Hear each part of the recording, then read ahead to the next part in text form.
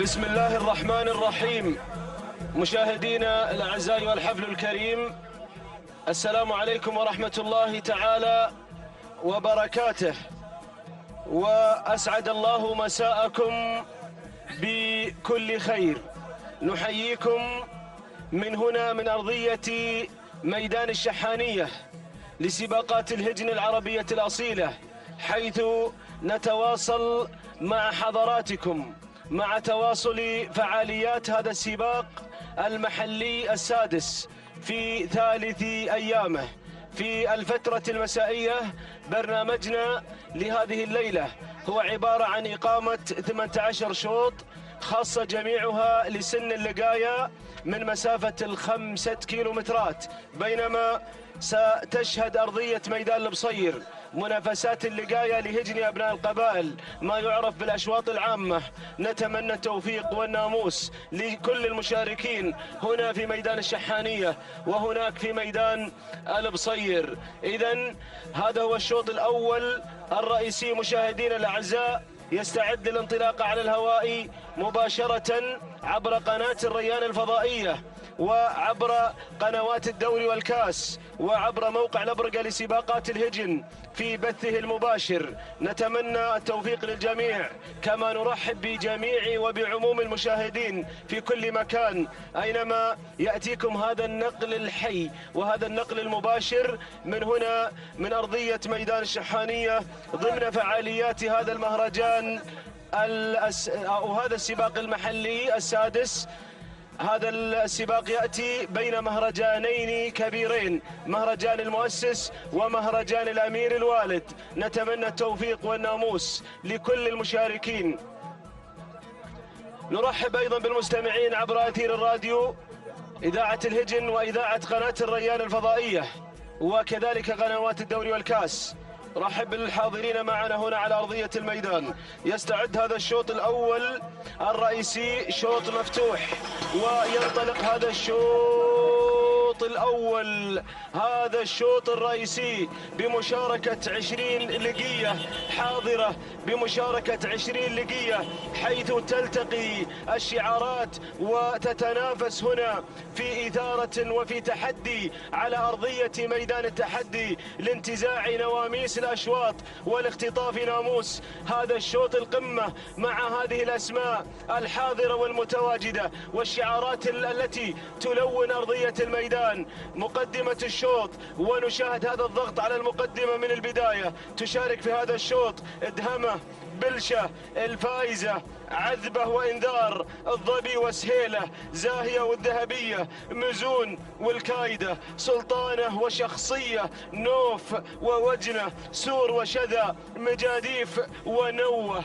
هذه الأسماء وهذه الأسماء الحاضرة استعرضناها مشاهدينا الأعزاء. واحد من هذه الأسماء، إحدى هذه الأسماء ستختطف وتنتزع ناموس هذا الشوط الأول الرئيسي المفتوح. المقدمة شحانية مع المركز الأول، نوف على الصدارة، نوف على المقدمة، نوف على المركز الأول. نوف تقود طليعة المنطلقات في أول نداء لنا مع أول كيلومتر مقطوع من مسافة 5 كيلومترات الحاملات لمنافسات هذه الليلة لسن اللقاية، وهي المسافة القصوى لسن اللقاية في جميع المحافل والمهرجانات. نوف على المركز الأول من هجن الشحانية، يضمر نوف المضمر الذهبي سالم بن فاران، يتابع نوف في التضمير والتسيير، بينما دور المركز الثاني وصلة سهيلة من هجن المرقاب، يضمر سهيلة المضمر الماهر سعود بالوحوش الوهيبي، يتابع سهيلة من قدم النحاوي في ليلة الختام في مسك الختام في مهرجان المؤسس وانتزع الخنجر الذهبي في الشوط المفتوح. ننتقل إلى المركز الثالث، ومن تتقدم تصل الذهيبة بالفعل يا أبو بخيت من هجن الشحانية، يضمرها المشاغب محمد بن خالد العطية مع المركز الثالث، بينما دور المركز الرابع، ومن تحتل المركز الرابع وتتقدم تصل سور سور على المركز الرابع لهجن الشحاني يضمر سور. المضمر الشبل مضمر العزوم من خطفت الشلفة الذهبية للعمانيات، سجلت توقيت مميز في تلك الليلة. هذا هو يتابع سور مع المركز الرابع المضمر الشبل. جابر بن سالم بن فران يقف ضمن المضمرين البارزين خلف مؤسسة هجن الشحانية وإنجازاتها. المركز الخامس تتقدم فيه الظبي لسعادة الشيخ محمد بن فلاح بن جاسم بن جابر آل ثاني، يضمر الظبي متعب بن مخلد الدلبح العتيبي. هذه نتيجتنا مشاهدينا الأعزاء، والحفل الكريم لمراكزنا الخمسة المتقدمة الأولى. ما زالت السيطرة شحانية على المركز الأول والثالث والرابع والخامس، أو الخامس لا، المركز الخامس تصل الظبي لسعادة الشيخ محمد بن فلاح بن جاسم بن جبر آل ثاني مع متعب بن مخلد العتيبي. مؤسسة الشحانية تحضر بثلاثة أسماء في دائرة المقدمة مع مختلف المضمرين. عموما العودة إلى مقدمة الشوط. نوف، يلا يا نوف، يلا يا نوف، يلا يا نوف على المركز الأول، متحملة هذه الضغوط من هؤلاء المشاركين، من هذه البكار الحاضرات النادرات التي تمتاز بالسلالات العريقة، بالسلالات الأصيلة. الله، مهجنات وعمانيات الليلة حاضرة متواجدة في هذا الشوط. شوط مفتوح، شوط مفتوح مشتريات، وكذلك إنتاج أصحاب السمو والسعادة الشيوخ. الباب مفتوح. لمن ناموس هذا الشوط القوي الليلة؟ لمن ناموس هذا الشوط القمة؟ ما زالت المقدمة مع نوف، مع نوف، وما عليها خوف يا ابو جابر، ما عليها خوف ابدا، ما دامت على هذا المستوى وعلى هذا المنوال. ويا ابو سعد، يا اهل الخير والمعروف، سلموني على الغالي، اسمها من 3 حروف، هي عذابي وغربالي. الله، هذه نوف عذبت المحبين لها بهذا الشكل، بهذا المستوى الفنان. نوف يا ابو جابر، نوف، نوف يا ابو جابر، نوف. حافظ على مستوى نوف وعلى تقدم نوف. الخطورة بانت في هذه اللحظات من قبل سور. وصلت سور ايضا لهجن الشحانية مع المضمر الشبل الذهبي.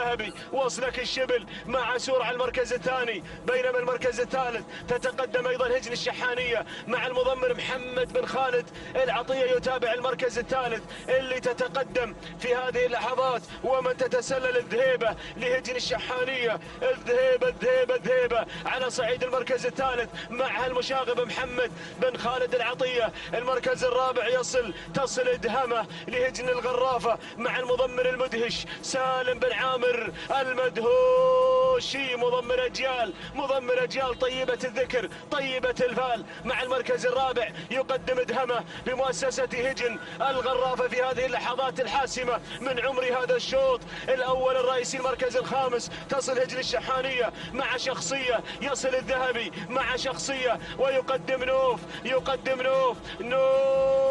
نوف ما عليها خوف ابدا، تفتتح وتقترب من افتتاح الكيلومتر الاخير. جرت الشوط نوف، جرت الشوط وانطلقت بالمركز الاول، قامت راس وما زالت تتحكم بامور هذا الشوط. نوف هجن الغرافة قادمة مع ادها مع المركز الثاني. سور مع المركز الثالث ايضا لهجن الشحانية مع المضمر الشبل جابر بن سالم بن فاران. المركز الرابع تصل وتتقدم زاهية، اول نداء لزاهية من هجن الشحانية مع المشاغب محمد بن خالد العطية. اعود الى نوف، اعود الى نوف. نوف يا الذهبي، نوف. وصلت زاهية، ولكن نوف ما زالت مع المركز الاول، قامت راس وما زالت تواصل هذا العطاء بحجمها الصغير وبأدائها الكبير. الله، يا سلام يا سلام، انطلقت نوف، ولكن لا مفر من زاهية، لا مفر من زاهية. زاهية ونوف، زاهية ونوف، زاهية.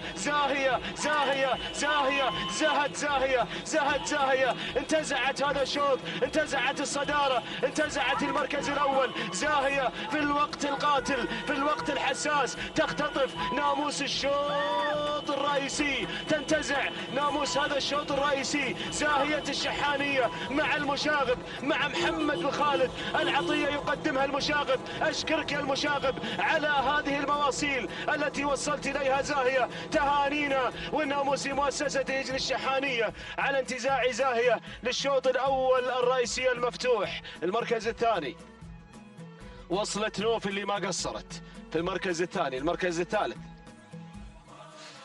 الثالث شخصية لهجن الشحانية. المركز الرابع دهمة لهجن الغرافة. المركز الخامس وصلت سور لهجن الشحانية. إذن تهانينا والناموس لهجن الشحانية على فوز زاهية بناموس هذا الشوط الأول الرئيسي المفتوح. أقوى أشواط اللقاية من حيث الإثارة ومن حيث الندية والقوة الحاضرة في أقوى أشواط اللقاية في هذا المساء في هذا السباق المحلي السادس. تسجل زاهية هذه النقطة الذهبية هنا في ميدان الشحانية. قطعت المسافة في توقيت مميز 7 دقائق 25 ثانية 76 جزء من الثانية. أعتقد وأتوقع بأن هذا التوقيت لم يسجل في الفترة الصباحية.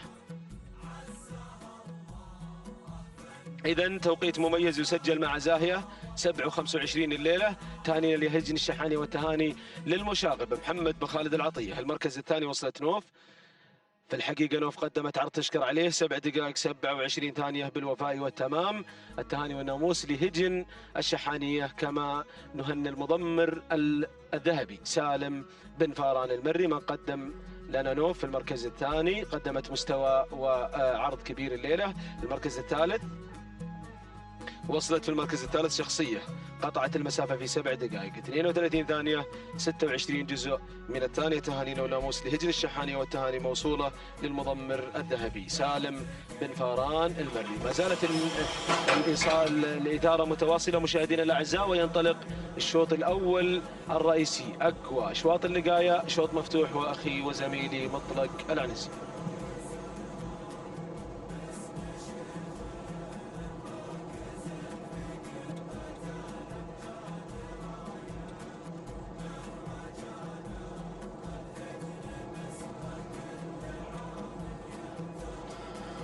بسم الله الرحمن الرحيم. شكرا زميلي محمد بن بريك المري. أيها الإخوة المتابعون، أحييكم بتحية الإسلام. سلام الله عليكم ورحمته تعالى وبركاته. أحيي كل المتابعين كل الحاضرين في ميدان التحدي. أحيي أيضا عشاق الأصالة على الهواء مباشرة ضمن هذه الانطلاقات المسائية الخاصة بهجن أصحاب السمو والشيوخ والسعادة السبق المعروفات. هذا سن اللقاية. أحييكم وأرحب بحضراتكم في هذا الشوط الخاص بالقعدان، الشوط الرئيسي الأول الذي انطلق على بركة الله معلنا بداية المعركة مع هذه الشعارات الكبيرة الحاضرة في شوط رئيسي حساس. أهني شعار الشحانية على انتزاع نقطة الشوط الرئيسي الأول مع زاهية. أهني محمد بن خالد بن عبد الله العطية الذي قادها في شوطنا الماضي. ونتواصل متابعينا مشاهدينا الكرام في هذا الشوط الأول الرئيسي لنعلن المركز الأول. أحد شعارات أم الزبار على المركز الأول البصير قادم بشعار أم الزبار. المضمر هو حمد بن سالم بن حمد بن بريك المري. على المركز الأول بن زاهرة على مقدمة الشوط يقود البصير في متابعة رئيسية اليوم. المركز الثاني يتواجد وينطلق جايز على المركز الثاني لهجن الشحانية. المضمر هو جابر بن سالم بن فاران المري، وعنيد يحتل المرتبة الثالثة في هذا المسار لسعادة الشيخ عبد العزيز بن حمد بن خالد بن أحمد آل ثاني. المضمر حمد بن طالب بن عمارة. نقلة أخرى إلى المركز الرابع اللي يحتل المركز الرابع الزعيم على المركز الرابع بشعار هجن الشحانية والمضمر جابر بن سالم بن فاران المري. المركز الخامس أختم ندائي مع الخبيب على المركز الخامس إلى المركز الرابع وفي طريقه إلى المركز الثالث بشعار سعادة الشيخ عبد العزيز العزيز بن حمد بن خالد بن احمد آل ثاني. المضمر هو متعب بن عبد الله بن فهيدان. هذا النداء الاول تقريبا لهذه المجموعه التي تتكون من 5 شعارات و5 اسماء انطلقت واندفعت في هذا الشوط. اعود الى بن زاهره على المركز الاول قائدا لهذه المجموعه، حاملا البصير شعار هجن ام الزبار، وبن زاهره مضمر البصير احد الشباب الذين يقدمون الاسماء العملاقه. وين؟ في الشوط الرئيسي المفتوح، حاضرا مع هذه المؤسسه العملاقه، مؤسسه هجن ام الزبار التي بانت وحققت الذهب في هذا الموسم وسباق المؤسس. شاهدنا هذه المؤسسه، مؤسسه هجن ام الزبار، تحقق التوقيت الافضل في سن الحقائق والتوقيت الافضل في سن اللقايه. نعم، مع هذه المؤسسه، مؤسسه هجن ام الزبار، طبعا باشواط اصحاب السمو الشيوخ، الاشواط المفتوحه واشواط الانتاج، حقق التوقيت الافضل في سن الحقائق وفي اللقايه. ان يدل على قوه هذه المؤسسه وايضا قدومها بقوه الى هذا العالم الساحر، متمنين لهم التوفيق ان شاء الله. هذا هو البصير اللي في المركز الاول، حاملا لشعار ام الزبار، والمضمر هو حمد بن زاهره. المركز الثاني المتقدم لخبيب، اعلناه بالمركز الخامس قبل قليل، يعني خطير هذا القعود بشعار سعاده الشيخ عبد العزيز بن حمد بن خالد بن احمد آل ثاني. على المركز الاول يقوده متعب بن عبد الله بن فهيدان، احد الشباب المميزين، يقدمه في هذا الشوط الرئيسي ويتابع بن فهيدان المركز الثاني والثالث والرابع والخامس. وعينه على شعار الشحانيه، القادم بكل قوه الى المركز الثاني، وعينه على المركز الاول، شعار من شعارات الشحانيه واحد ابطال الشحانيه هو الزعيم بشعار هجن الشحانية مع شبل المضمرين جابر بن سالم بن فران. شعار آخر من شعارات سعادة الشيخ عبد العزيز بن حمد بن خالد آل ثاني، قادما ومعززا لوجود الخبيب، قادما بكل قوة وهو عنيد بشعار سعادته المضمر حمد بن طالب بن عمارة. ايضا خطير هذا القعود. شوفوه اللي بالمركز الثالث عليه الرقم 2 وشعار سعادة الشيخ عبد العزيز. المركز الرابع شعار من شعارات الشحانية على المركز الرابع وهو غازي يا غازي، غزوا المقدمة يا غازي، راحوا بالناموس يا غازي. المركز الرابع ايضا لفان بشعار هجن الشحانية عند المضمر سالم بن فران. المركز الخامس اختم نداي مع القاطع على المركز الخامس لسعادة الشيخ عبد العزيز بن حمد بن خالد بن احمد آل ثاني عند راشد بن سعيد الجربوعي، شعار ايضا قادم. ولكن نعود الى المركز الاول. يا سلام، الامور بالسليم يا بن فهيدان، لكن الشحانية غازية يا بن فهيدان، قادمة بكل قوة مع شبل المضمرين. هذا المشاغب الصغير جابر بن سالم بن فاران قادم مستهدف هذا الشوط، لكن ثقة بن فهيدان خلت عصاته ببطانه حتى هذه اللحظة. يا سلام، شوفوا التكتيك والتخطيط لانتزاع ناموس هذا الشوط. يبدو ان الشحانية قادمة بكل قوة يا بن فهيدان، قادمة بكل قوة مع الزعيم الخبيب على المركز الاول، الخبيب بالمركز الاول بشعار سعادة الشيخ عبد العزيز بن حمد بن خالد آل ثاني. قلت لكم ثقة بن فهيدان تقوده الى الشوط الرئيسي، ثقة متعب بن عبد الله بن فهيدان، احد الشباب اللي نفتخر بوجودهم، مضمر من الطراز الاول، يقود الخبيب بالمركز الاول، يحقق ناموس اول الاشواط المسائية مع شعارات اصحاب السمو الشيوخ والسعادة. تهنئة على الهواء مباشرة ازفها لسعادة الشيخ عبد العزيز بن حمد بن خالد بن احمد آل ثاني على الهواء مباشرة، ولانجاله الكرام على انتزاع وتحقيق الخبيب ناموس هذا الشوط. تهنئة للمضمر متعب بن عبد الله بن فهيدان. المركز الثاني الزعيم بشعار هجن الشحانية. المركز الثالث المركز الثالث لفال هجن الشحانية. المركز الرابع القاطع لسعادة الشيخ عبد العزيز بن حمد بن خالد بن أحمد آل ثاني. المركز الخامس ولا الرابع؟ المركز الخامس الوسمي بشعار هجن الشحانية. هذا هو ملخص شوطنا أو المراكز الخمسة الأولى، أعلنتها لحضراتكم كاملة مكملة متابعينا مشاهدينا الكرام على الهواء مباشرة في هذا المساء المميز، المساء الجميل، المساء المبارك، مساء يوم الجمعة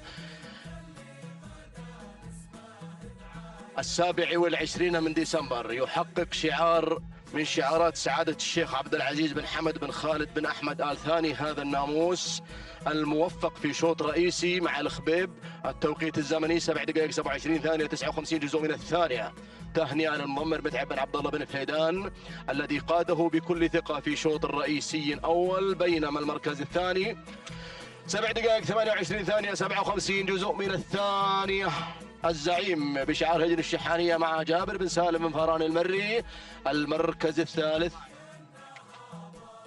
لفام بشعار هجن الشحانية مع الذهبي سالم بن فاران المري. التوقيت الزمني كما تتابعون على الهواء مباشرة متابعينا مشاهدينا الكرام 7 دقائق 34 ثانية 36 جزء من الثانية.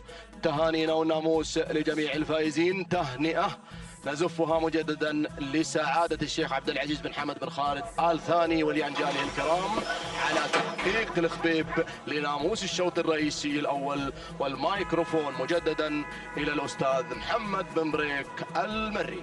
شكرا لزميل مطلق العنزي. متواصلين مشاهدينا الاعزاء والحفل الكريم مع انطلاقه هذا الشوط الثالث من مجموع اشواط الفتره المسائيه، بينما هذا الشوط الثاني للقايا البكار شوط مفتوح. نتمنى ان شاء الله التوفيق لجميع المشاركين. مقدمه الشوط ومن تحتل المركز الاول في هذه اللحظات أرى التسلل على الصداره مباشره من هوايل لهجن الشحانية بقيادة الذهبي سالم بن فاران المري. ننتقل إلى المركز الثاني وصلة رهوة على المركز الثاني لهجن المرخية يضمر رهوة عوض بن سعيد بن هدوب الوهيبي. ننتقل إلى المركز الثالث ومن تتقدم تصل الحذرة على المركز الثالث من هجن الشحانية مضمر جابر بن سالم بن فاران. على المركز الثالث المضمر الشبل يتابع المركز الثالث. المركز الرابع فن تتقدم وتتسلل بدورها إلى المركز الرابع لسعادة الشيخ عبد العزيز بن حمد بن خالد آل أحمد آل ثاني. يضمر فن محمد بن بخيت بن برقان بن مقارح. هذا هو شعار فن اللي انتزع الشوط الأول للقايا القعدان الخبيب المملوك أيضا لهذا الشعار ولسعادة الشيخ عبد العزيز بن حمد آل ثاني. قدم لنا هذا الشعار قبل قليل الخبيب منتزعا الشوط الأول الرئيسي المفتوح للقايا القعدان. ننتقل إلى المركز الخامس. تصل الواصلة على المركز الخامس من هجن الغرافة. يضمر الواصلة المضمر المدهش سالم بن عامر المدهوشي. هذه نتيجتنا مشاهدينا الأعزاء والحفل الكريم للخمسة المراكز المتقدمة الأولى. عودتنا إلى الصدارة، عودتنا إلى المركز الأول، إلى هوايل على المركز الأول على صدارة الشوط من هجن الشحانية. يضمر هوايل الذهبي سالم بن فاران ومن دفعة ومن طلقة انطلاقة ممتازة للغاية. هوايل موقعها صحيح وسليم وممتاز للغاية، بعيدة كل البعد عن بقية المنافسين، منفردة بالمركز الأول انفراد تام وكلي على الكادر الفوقاني. يراها على الهواء مباشرة لوحدها ماخذة كادر هوايل ومرتاحة مثل ما يقولون على الصدارة. المركز الثاني، المركز الثاني فن لسعادة الشيخ عبد العزيز بن حمد بن خالد آل أحمد آل ثاني. يتابعها في التضمير الصارم محمد بن برقان بن مقارح، أحد أخطر وأشرس المضمرين مع المركز الثاني. المركز الثالث تتقدم فيه وتتسلل الحذرة. أول نداء للحذرة لهجن الشحانية مع الشبل جابر بن سالم بن فاران، بينما الواصلة تتقدم على المركز الرابع من هجن الغرافة. يتابعها المدهش سالم بن عامر المدهوشي. ننتقل إلى المركز الخامس، ومن تحتل المركز الخامس في هذه اللحظات إرهوه يا أبو بخيت من هجن المرخية مع عوض بن سعيد بن هدوب الوهيبي. ولكن هوايل وين؟ هوايل بعيدة كل البعد عن أقرب المنافسات لها. هذه هوايل على المركز الأول ترقص الرقص الشحاني الجميل على الكادر الفوقاني، وبينها وبين المشاركات تقريبا 30 أو 50 متر. هذه هوايل على المركز الأول، يتابعها المضمر الذهبي سالم بن فاران، أستاذ في التضمير، دكتور في هذا المجال، أبو جابر.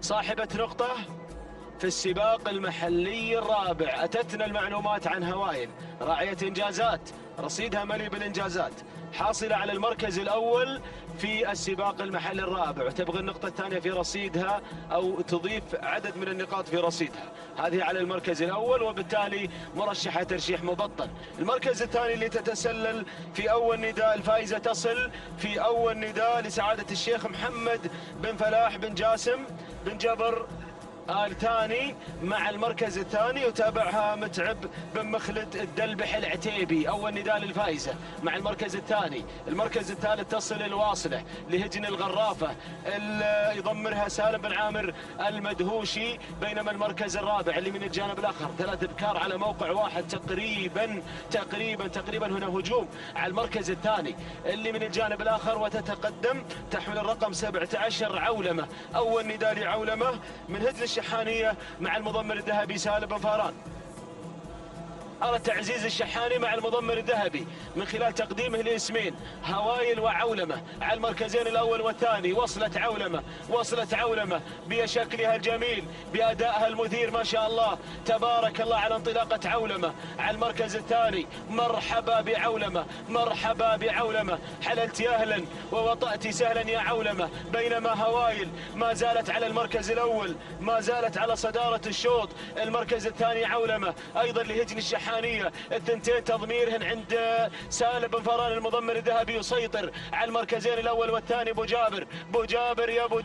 جابر يقدم اسمين قويين لامعين. المركز الثالث أرى التسلل من هجن الغرافة، وأرى مزوح تتقدم مزوح في هذه اللحظات، وتتسلل لسعادة الشيخ عبد العزيز بن حمد آل أحمد آل ثاني. حمد بن طالب بن عمارة يقدم مزوح على المركز الثاني في هذه اللحظات. ولكن أعود إلى هوايل حي فال السبوق اللي تسوي طريق يا أبو جابر، طبعها في جميع اسباق، متميزة، تبعد من الحلال ولا تحب المضيق كل ما درهموها. جاءت متحيزة هذه هوايل على المركز الأول على صدارة الشوط. الله، أرى تقليص الفارق في هذه اللحظات من قبل هجن سعادة الشيخ عبد العزيز بن حمد آل أحمد آل ثاني. مزوح، ولكن هوايل الله يا سلام تبعد من الحلال ولا تحب المضيق يا أبو جابر. هذه هوايل، هذه تنطبق عليها البيتين كل ما درهموها. جاءت متحيزة، سلام يا هوايل سلام. طارت هوايل، طارت بناموس هذا الشوط مع ال 500 متر الأخيرة، تفتتح ال 300 متر الأخيرة هوايل، وهي صاحبة نقطة في السباق المحلي الرابع، وتضيف أيضا في المحلي السادس. هذا الناموس اللي غير غريب على مؤسسة الشحانية. هجن المرقوب قادمة مع المركز الثالث، سدرة راعية الشلفة في مهرجان المؤسس. ولكن هوايل طارت بناموس الشوط. سلام يا هوايل سلام. أشكرك يا المضمر الذهبي يا ما قدمت هوايل بهذا المستوى الممتاز. تهاني للهجن الشحانية، التهاني للذهبي سالم بن فاران. المركز الثاني وصلت سدرة لهجن المرقاب مع سعود بن علي بالوحوش الوهيبي. المركز الثالث مزوح لسعادة الشيخ عبد العزيز بن حمد بن خالد آل أحمد آل ثاني مع المضمر حمد بن طالب بن عمارة. المركز الرابع تنبيه لهجن الشحانية مع المضمر المشاغب محمد بن خالد العطية. المركز الخامس وصلنا إلى المركز الخامس، وصلت فيه إرهوه لهجن المرخية مع المضمر عوض بن سعيد بن هدوب الوهيبي. تهانينا والناموس لجميع الفائزين. إذن المركز الأول وصلت فيه هوائل قطعت المسافة في 7 دقائق 23 ثانية 27 جزء من الثانية. يتحطم التوقيت الزمني مع هوائل في هذا الشوط. تهانينا والناموس لهجن الشحانية وللمضمر الذهبي سالم بن فاران. المركز الثاني وصلت فيه سدرة، قطعت المسافة في 7 دقائق 25 ثانية 93 جزء من الثانية. تهانينا والناموس لهجن المرقاب، والتهاني لسعود بالوحوش الوهيبي. تهانينا للمضمر الماهر. المركز الثالث وصلت في المركز الثالث مزوح لسعادة الشيخ عبد العزيز بن حمد آل ثاني، توقيتها 7 دقائق 27 ثانية 12 جزء من الثانية. تهانينا والناموس لسعادة الشيخ عبد العزيز، والتهاني موصولة للمضمر حمد بن طالب بن عمارة. تهانينا والناموس للجميع مرة أخرى. الكلمة والميكروفون للزميل مطلق قلعنزي.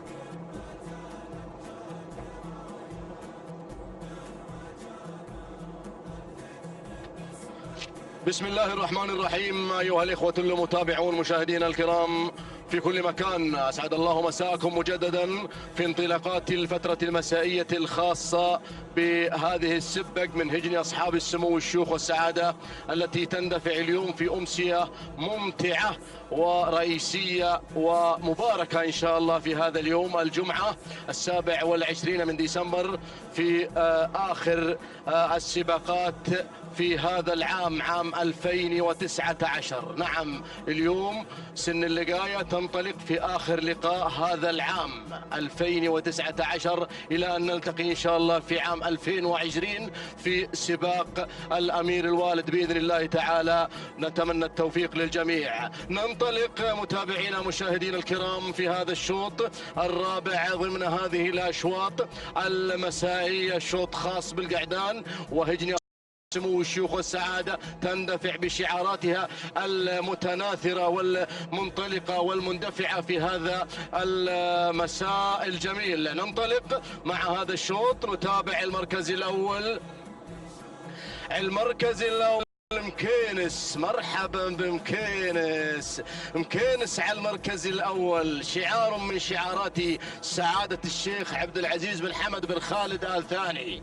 على المركز الأول يقوده المضمر متعب بن عبد الله بن فهيدان. على المركز الأول أحد الأسماء المرشحة في هذا الشوط. المركز الثاني ننتقل إلى المركز الثاني، العق ربيع. المركز الثاني لهجن المرقاب، والمضمر سعود بن علي بالوحوش على المركز الثاني يتابع هذا الاسم. المركز الثالث يتقدم وينطلق في المركز الثالث السيف لسعادة الشيخ عبد العزيز بن حمد بن خالد آل ثاني مع المضمر محمد بن مبارك بن سعيد آل نابت المري. المركز الرابع والخامس شعارين من شعارات هجن الشحانية. المركز الرابع سمران وخطير سمران. على المركز الرابع الهجن الشحانية عند محمد بن خالد بن عبد الله العطية، والهموم قادم بكل قوة لسعادة الشيخ عبد العزيز بن حمد بن خالد بن أحمد آل ثاني عند بن عمارة اللي يقاتل في هذه الأشواط الرئيسية بحثا عن تحقيق ناموس في هذا المساء الرئيسي. نتمنى التوفيق إن شاء الله للجميع، نتمنى التوفيق لكل عشاق الأصالة هنا في أرض ميدان التحدي، مرحبين بكل الحاضرين من دول مجلس التعاون الخليجي. ولا ننسى أن نتقدم بالشكر الجزيل للجنة المنظمة لسباقات الهجن المهتمة بهذه الرياضة العربية الأصيلة، وعلى رأسهم سعادة الشيخ حمد بن جاسم بن فيصل آل ثاني، وأيضا نائب رئيس اللجنة سعادة عبد الله الكواري المتابع أيضا لهذه الأحداث الرياضية المهمة. ولا ننسى الشعلة المتواجد دائما معنا في ميدان سباقات الهجن أخي مبارك البادي الذي يقدم كل ما يستطيع لإنجاح هذه الرياضة هنا في ميدان التحدي. التحدي. شكرا ابو محمد، شكرا ابو محمد. نشكر ايضا اللجان المنظمة في هذا الميدان، ميدان التحدي، الميدان الاجمل في عالم سباقات الهجن. نتمنى التوفيق للجميع. نعود الى مكينس. عشاق مكينس يا اخواني يتابعون الترشيحات تنهال هنا بالجوال على مكينس اللي بالمركز الاول، اللي بالمركز الاول مكينس لسعادة الشيخ عبد العزيز بن حمد بن خالد بن احمد ال ثاني. يقود الاسماء متعب بن عبد الله بن فهيدان المضمر اللي قدم في الشوط الاول الرئيسي، قدم في الشوط الاول وفاز مع الخبيب. يقدم هذا الاسم لكن شعار المرقاب قادم مع ابو الوحوش مع العقربي. اسم جميل والله اسم جميل. على المركز الاول يغير، ولكن القادم ايضا لهموم، ايضا شعار من شعارات سعادة الشيخ عبد العزيز بن حمد بن خالد بن احمد ال ثاني مع حمد بن طالب بن عمارة. الاسم الخطير قادم المركز الرابع وقاد الهجن الشحانية عند محمد بن خالد بن عبد الله العطية. المركز الخامس تكاك لهجن الشحانية عند الذهبي سالم بن فران. ولكن نعود الى اسمين عملاقين بشعار واحد، شعار سعادة الشيخ عبد العزيز بن حمد بن خالد بن احمد ال ثاني مع اختلاف المضمرين. ولكن الكل يرغب بنجاح مكينس، الكل يرغب والترشيحات تنهال على مكينس يا بن فهيدان، مكينس يا مسند. الله مكينس على المركز الاول قادم بكل قوة. وهنا بن عمارة يقدم المركز الثاني لهموم، اسم خطير ايضا ومضمر خطير. ولكن مكينس على المركز الاول. يا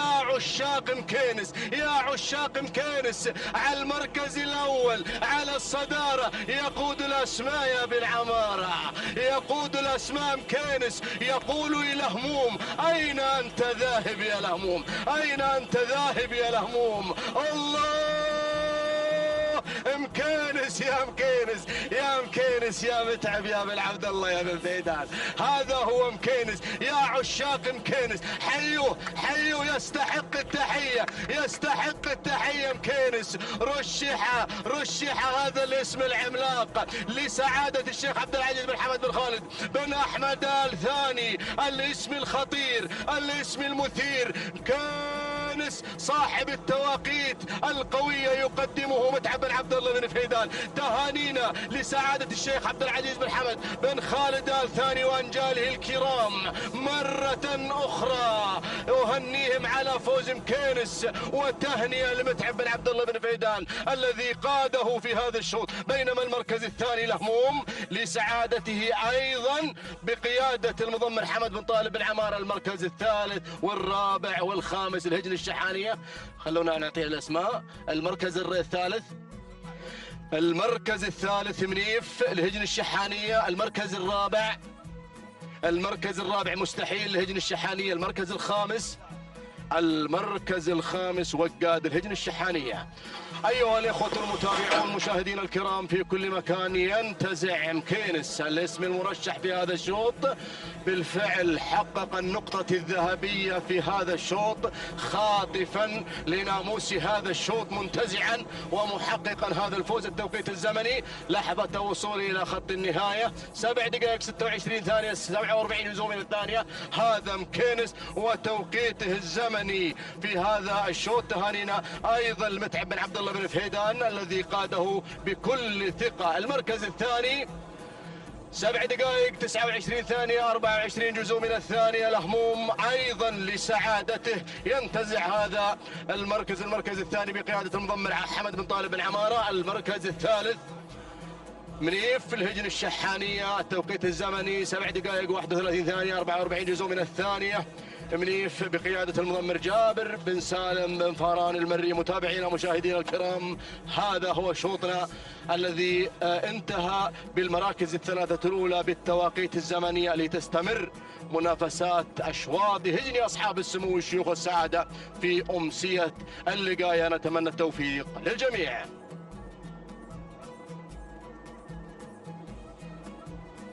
بسم الله الرحمن الرحيم. بسم الله نبدأ وبه نستعين. مشاهدينا الكرام، متابعينا في كل مكان، أسعد الله مساءكم بكل خير وبركة. تتواصل منافسات هذا المساء وتحديات هذه الأشواط المفتوحة والخاصة بشعارات أصحاب السمو والشيوخ والسعادة. على بركة الله مشاهدينا الكرام، ينطلق خامس الأشواط، خامس تحديات سن اللقاية، شوط خاص بالإبكار. نبدأ ونتابع هناك البداية والصدارة، وتابع الجذابة لهجن المرقاب. من تبدأ بهذه البداية، من تتواجد على الصدارة بمتابعة عبد الله بن محمد المحاربي، من يتقدم مع البداية والصدارة. بينما أتابع من الجانب الآخر مشاكل لسعادة الشيخ جوعان بن سلطان بن جاسم بن فهد الثاني، سعيد بن حمد الزرعي في المتابعة والتضمير. ولكن شوف القادمة، وصلت الدانة من غيرت بدورها إلى ثاني المراكز لهجن الغرافة بمتابعة سالم بن عامر بن راشد المدهوشي. يغير مع البداية، يقدم الدانة بالشعار الغرفاوي هناك على البداية والصدارة. ولكن طواري هجن الشحانية تقدمت في هذه اللحظات، ويتابعها بالتضمير سالم بن فاران المري. يقدم طواري من تتواجد في هذه اللحظات على ثاني المراكز. ولكن نتابع وصول من جزلة، وصلت جزلة لهجن الشحانية ويتابعها بالتضمير سالم بن فاران المري. وخامس الأسماء، وتابع الشعارات والتواجد هنا من الجادل لهجن الشحانية تنضم في هذه اللحظات، ويتابعها بالتضمير جابر بن سالم بن فاران. يقدم الجادل مع خامس المراكز. ولكن الأسماء وصلت كفاح، وصلت هجن المرخية تنضم هنا مع الخماسية الأولى هناك في كفاح مستمر في بحث عن الناموس.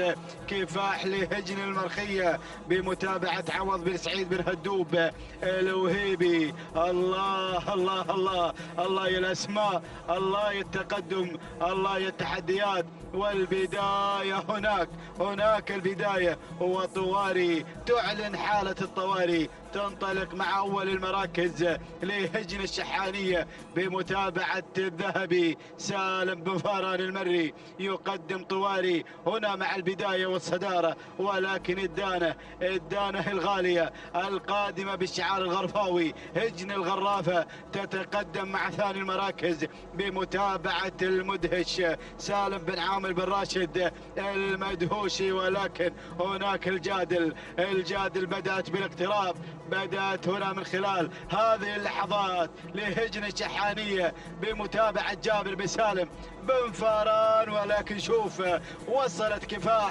كفاح تغير إلى رابع المراكز لهجن المرخية عوض بن سعيد بن هدوب الوهيبي بالمتابعة والتضمير. الله، بدأت الأسماء بالاقتراب، الكل قادم مشاهدينا الكرام. وهناك أتابع جزلة لهجن الشحانية بمتابعة سالم بن فاران المري. يقدمها في هذا التحدي، في هذا الانطلاق. الله الله، أتابع أسماء قادمة. وصلت وداع، وصلت الأسماء. ولكن العودة هناك، بدأنا بالاقتراب. الكل يتابع الصدارة، يتابع الجادل. من تغير على الصدارة لهجن الشحانية بمتابعة الشبل جابر بن سالم بن فاران. يتقدم مع هذه اللحظات، يقدم الجادل على الصدارة. ولكن الخطورة قادمة. وتابع كفاح لهجن المرخية، والدانة قادمة هنا لهجن الغرافة.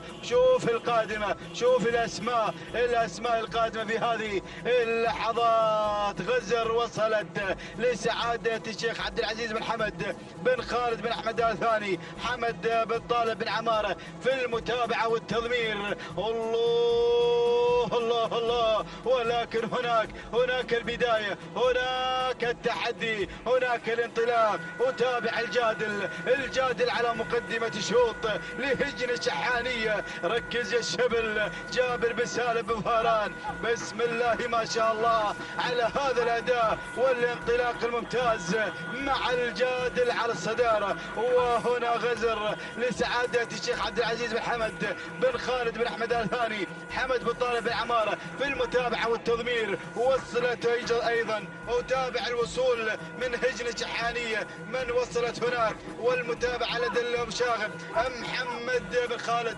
العطية مع منثوقة. الله، ولكن العودة إلى البداية، العودة إلى الصدارة. الله يا البداية، وتابع الجادل على مقدمة الشوط على البداية لهجن الشحانية. الله يا الشبل، يتابع الجادل، يقدم الجادل في هذا الشوط هناك مع الصدارة بأداء ممتاز، بتحدي هناك. الله الجادل تخطف هذا الشوط، تذهب بناموسه لهذا الشعار لدعم شعار هجن الشحانية. هنا مع الجادل تهانينا، والناموس لهجن الشحانية، والثانية للشبل جابر بن سالم بن فاران. ثاني المراكز وصلت منثوقة لهجن الشحانية. ثالث المراكز وصلت بها لهجن الشحانية. ورابع الأسماء كان الوصول من شبا لهجن الشحانية. وخامسا وصلت غزر لسعادة الشيخ عبد العزيز بن حمد بن خالد بن أحمد الثاني. هكذا كانت النتيجة مشاهدينا الكرام، متابعينا في كل مكان. تابعنا الجادل من استطاعت أن تخطف ناموس هذا الشوط بشعار هجن الشحانية.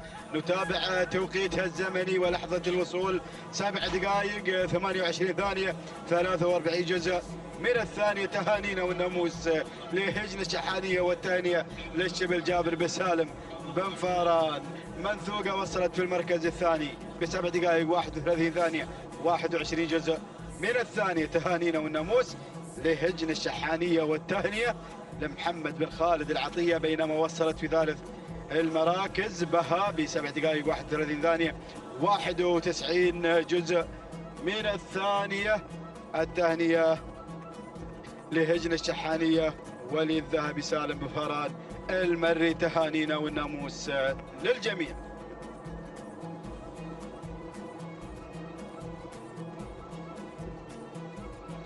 إذا مشاهدينا الكرام، متابعينا، تتواصل منافسات هذا المساء. شوطنا السادس ينطلق قبل لحظات، شوط خاص بالقعدان اللقاية، والمسافة هي 5 كيلومترات. شعارات أصحاب السمو والشيوخ والسعادة الحاضرة في هذه الأمسية ضمن هذا السباق المحلي السادس. أبدأ بالبداية وأتابع سراب هنا على مقدمة الشوط مشاهدينا الكرام لهجن أم الزبار بمتابعة حمد بن سالم بن بريك المري يتابع في التضمير. بينما أتابع ثاني المراكز، بينما أتابع لزاز القادم مع ثاني المراكز لهجن أم الزبار بمتابعة مبارك بن محمد بن صرير يتقدم في هذه اللحظات. بينما يصل ممدوح لهجن أم الزبار، ثلاثية لهجن أم الزبار باختلاف المضمرين. ممدوح يتابع في التضمير، فاران بن حمد بن قريح يتقدم هنا، يغير ممدوح إلى الصدارة. بينما أتابع الجذاب لهجن المرخية بمتابعة محمد بن حميد بن راكان الوهيبي يتقدم في هذه اللحظات، ويقدم لنا الجذاب بشعار هجن المرخية. بينما خامس الأسماء هنا المشوك لهجن الشحانية بمتابعة محمد بن خالد العطية في هذه اللحظات. هذه الأسماء، هذه التحديات الأولى مشاهدينا متابعينا الكرام. ولكن العودة هناك، ممدوح على الصدارة يحمل الرقم 1 لهجن أم الزبار بمتابعة بن قريع. فاران بن محمد بن حمد بن قريع يركز أيضا، ينطلق ويتواجد هناك مع البداية، بينما أتابع من الجانب الآخر وصول من الجذاب لسعادة الشيخ جوعان بن سلطان بن جاسم بن فهد الثاني، سعيد بن حمد الزرعي في المتابعة والتضمير مع الجذاب. الله يا الأسماء. والقادم هناك من الجانب الآخر أتابع التقدم من صابر لهجن الشحانية، ويتابعه في التضمير جابر بن سالم بن فاران، وخامس الأسماء المشوق لهجن الشحانية، والمتابعة والتضمير لدى محمد بن خالد العطية. الله يا الأسماء، الله يا التحديات. والقادمون نتابع أيضا الشعارات المتواجدة في هذه الأشواط المسائية، والتحديات مستمرة دائما هنا على أرضية ميدان الشحانية. شوف التغيير هناك، من غير صابر يغير على الصدارة، ينطلق بالبداية لهجن الشحانية، ويتابع في التضمير جابر بن سالم بن فاران. الشبل يقدم صابر هنا في هذا التحدي، بينما ممدوح مع ثاني المراكز لهجن ام الزبار فاران بن محمد بن قريع في المتابعة والتضمير. بينما القادم مشاهدينا الكرام هنا الجذاب لهجن المرخية مع ثالث المراكز بمتابعة محمد بن حميد بن راكان الوهيبي. قادم الوهيبي هنا يتقدم مع الجذاب مع ثالث المراكز، ولكن أتابع المشوك يصل في هذه اللحظات لهجن الشحانية، ويتابع في التضمير محمد بن خالد العطية، والزاز ينضم في هذه اللحظات لهجن ام الزبار مبارك بن محمد بن صغير. وهناك القادم أتابع القدوم وصل جويزيان لهجن الشحانية، ويتابع في التضمير سالم بن فاران المري. الله الله الله، الكل قادم مشاهدين الكرام، الكل يريد الناموس. نتابع الأسماء والتحديات هناك مع صابر و1500 يا صابر. الله، هناك ما تبقى عن النهاية. صابر لهجن الشحانية بمتابعة جابر بن سالم بن فاران هناك على البداية والصدارة، بينما أتابع القادم وصل جويزيان لهجن الشحانية بمتابعة سالم بن فاران المري القادم مع ثاني المراكز. بينما أتابع من الجانب الآخر الجذاب لهجن المرخية محمد بن حميد الوهيبي يتابع هناك، ولكن المشوك هجن الشحانية أيضا تتقدم هنا بتقدم المشوك مع ثالث المراكز بمتابعة محمد بن خالد العطية. ممدوح قادم مع رابع المراكز لهجن ام الزبار فاران بن محمد بن قريع. الله، ولكن شوف الواصل معراض لهجن المرقاب سعود بن علي بن وحوش الوهيبي قادم بالوحوش. الأسماء قادمة، ولكن العودة هناك مع البداية والصدارة.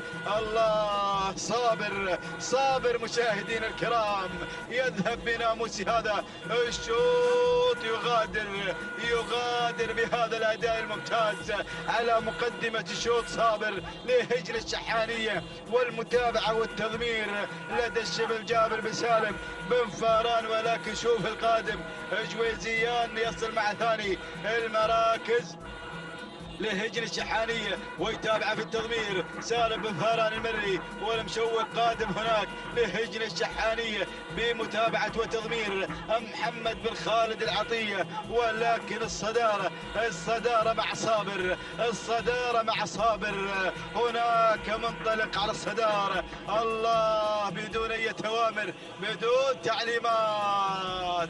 الله على هذا الأداء الممتاز مشاهدين الكرام مع صابر. تهانينا والناموس لهجن الشحانية، والثانية للشبل جابر بن سالم بن فاران، من قاد لنا صابر إلى خط الأمان. هنا مع لحظات الوصول تهانينا والناموس. ثاني المراكز وصل جويزيان لهجن الشحانية. ثالث المراكز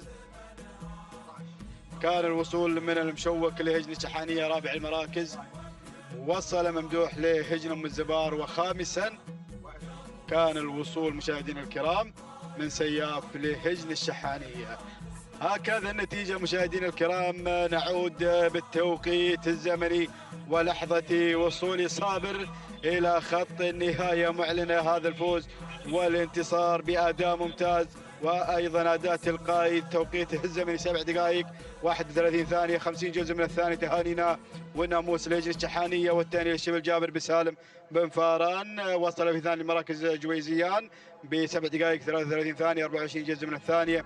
الثانية لهجن الشحانية وللذهبي سالم بن فاران المري. المشوك وصل ثالثا بتوقيت زمني 7 دقائق 33 ثانية 42 جزء من الثانية. تهانينا والناموس لهجن الشحانية، والثانية للمشاغب محمد بن خالد العطية.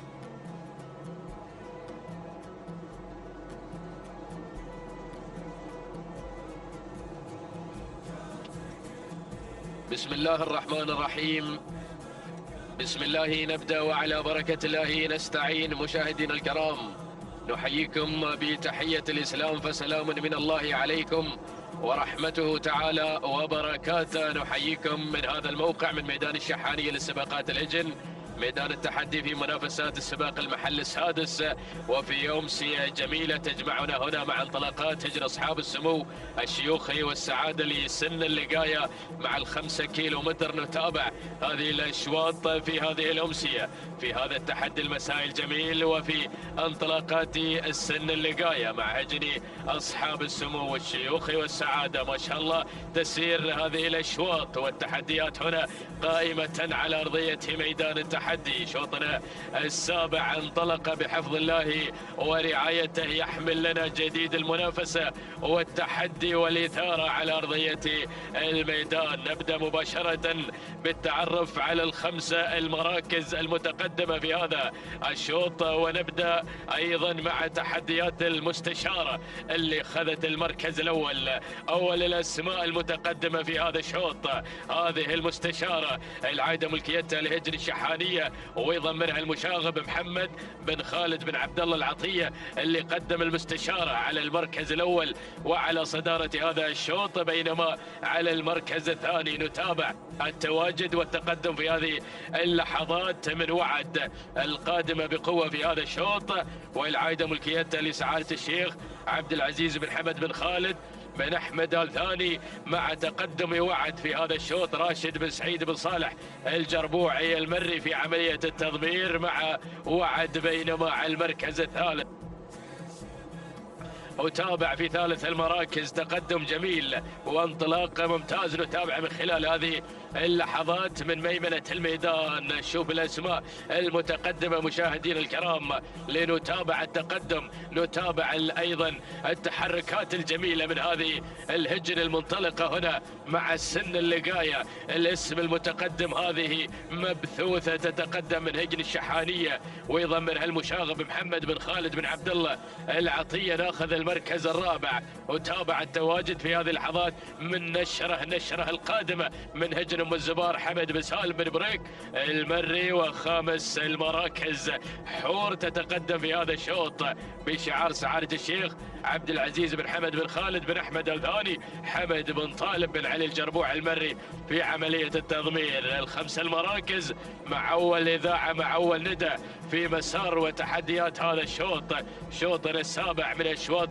هذا المساء من تحديات ميدان التحدي لسباقات الهجن ميدان الشحانية. نتابع هذه الاجواء المميزة هنا في امسية جميلة مع هجن اصحاب السمو الشيوخ مع هجن اصحاب السمو الشيوخي والسعادة على ارضية الميدان. نعود مباشرة الى المقدمة والصدارة مع البداية الاولى. يا سلام يا مبثوثة غيرت مباشرة الى المقدمة.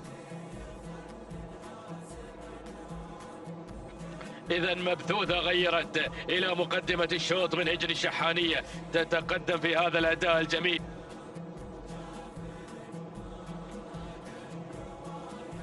إذا مشاهدينا الأعزاء مبثوثة من هجن الشحانية متقدمة في هذا الشوط، وهنا المشاغب يتابع الموقف مع مبثوثة، بينما ناخذ المركز الثاني. وصول وتقدم جميل في هذه اللحظات. سيوف من هجن الشحانية مع الشبل جابر بن سالم بن فاران المري، بدأ هناك بالتحرك الجميل تقدم سيوف على المركز الثاني والثالث المراكز. مزون تتقدم في هذا الشوط من هجني ام الزبار جابر بن علي بن جابر النجم المري يقدم تحدياته مع انطلاقة مزون على المركز الثالث ورابع المراكز المستشارة من هجن الشحانية بقيادة المشاغب محمد بن خالد بن عبد الله العطية مع رابع المراكز. وفي المركز الخامس حور تتقدم في هذا التحدي الجميل لسعادة الشيخ عبد العزيز بن حمد بن خالد بن احمد الثاني حمد بن طالب بن علي الجربوع المري من يتابعها في عملية التضمير. هذه نتيجتنا للخمس المراكز المتقدمة مشاهدينا متابعين الكرام.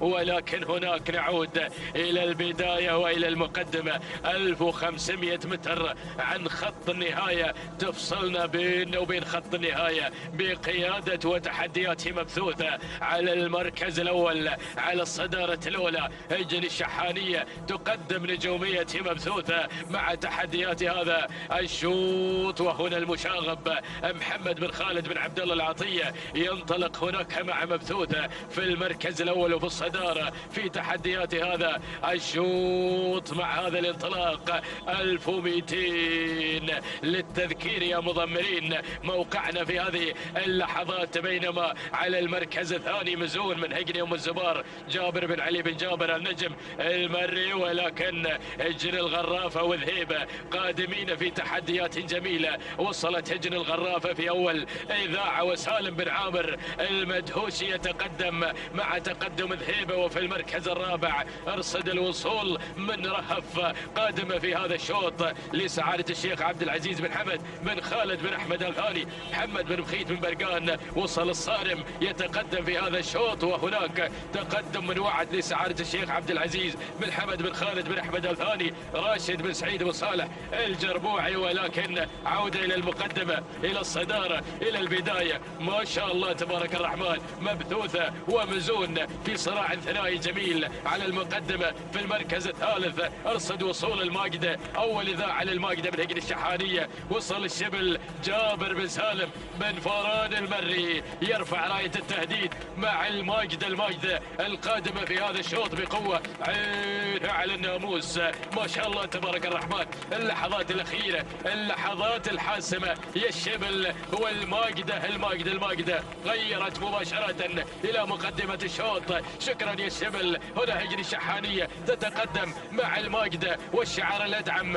يقدم تحدياته في هذا الشوط مع الماقدة. سلام سلام سلام لهجن الشحانية سلام. شكرا للشبل جابر بن سالم بن فاران المري والماقدة بطلة لهذا الشوط. تهانينا والناموس واسعد الله مساك يا الشبل على هذا الفوز وعلى هذا الانتصار. المركز الثاني وصلت مزون من هجري ام الزبار جابر بن علي بن جابر النجم المري. وفي المركز الثالث كان الوصول من مريفة من هجن الشحانية بقيادة المشاغب محمد بن خالد بن عبد الله العطية. المركز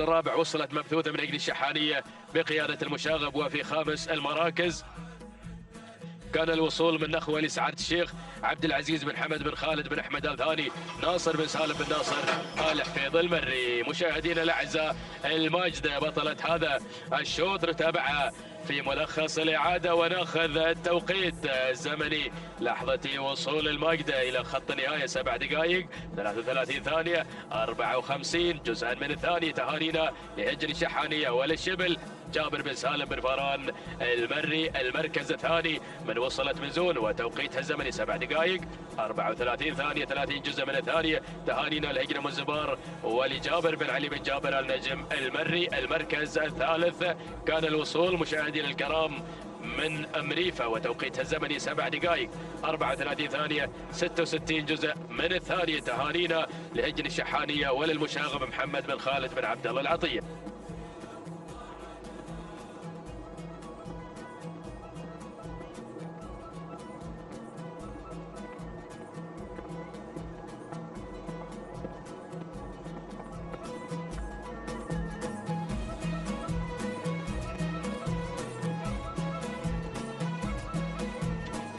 بسم الله الرحمن الرحيم. بسم الله وعلى بركة الله. مشاهدينا الكرام نحييكم من جديد، فأهلا بالجميع. شوطنا الثامن انطلق بحفظ الله ورعايته في هذا المساء الجميل على ميدان التحدي، ميدان الشحانية لسباقات اللجن العربية الأصيلة. نتابع هذه المنافسات الجميلة في سباقنا المحلي السادس، وفي أمسية جميلة تجمعنا مع انطلاقات هجن أصحاب السمو الشيوخي والسعادة والسن اللقاية. هنا نتابع شوطنا الثامن الذي يسير بجديد التحدي والإثارة هنا مع انطلاقة القعدان. نتابع على مدى ال5 كيلومترات منافسات وتحديات كبيرة مع هذه الأصايل المنطلقة هنا بين جنبات ميدان التحدي. ونبدأ مباشرة بالتعرف على ال5 المراكز المنطلقة في هذا الشوط.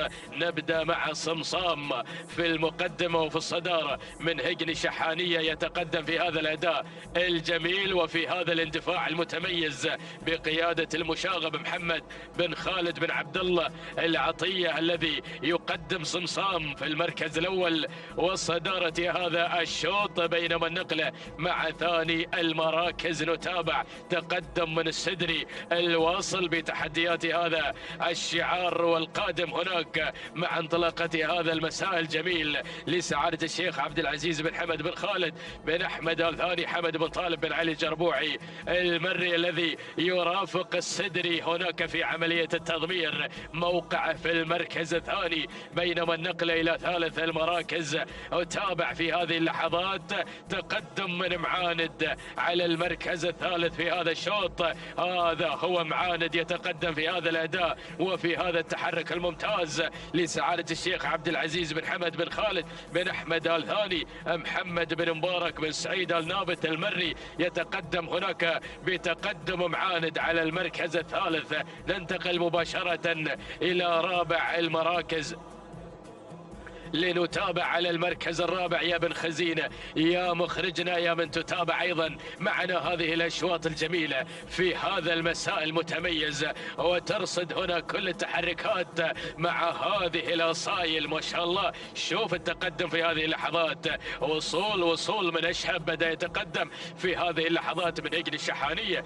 جابر بن سالم بن فاران المر الشبل بدأ يتقدم مع أشهب. نعم هذا هو أشهب وعلامة الجودة يحملها أشهب هنا. الزعفران لا زال مع أشهب وتحديات أشهب هنا في هذا الشوط، قادم بالشعار الأدعم الكبير شعار هجن الشحانية هنا المنطلق مع تحديات هذا المساء الجميل بقيادة الشبل جابر بن سالم بن فاران المر الذي قدم الماقدة في الشوط الماضي، ويطمع هنا مع تحديات أشهب لنيل ناموس هذا الشوط. بينما المشاغب بدأ يتحرك هناك أيضا جهجاه يصل في هذا الشوط، وصل جهجاه يحمل أيضا لشعار هجن الشحانية والقادم بقوة. يلا يا المشاغب محمد بن خالد بن عبد الله العطية الذي يتابع هنا تحركاتي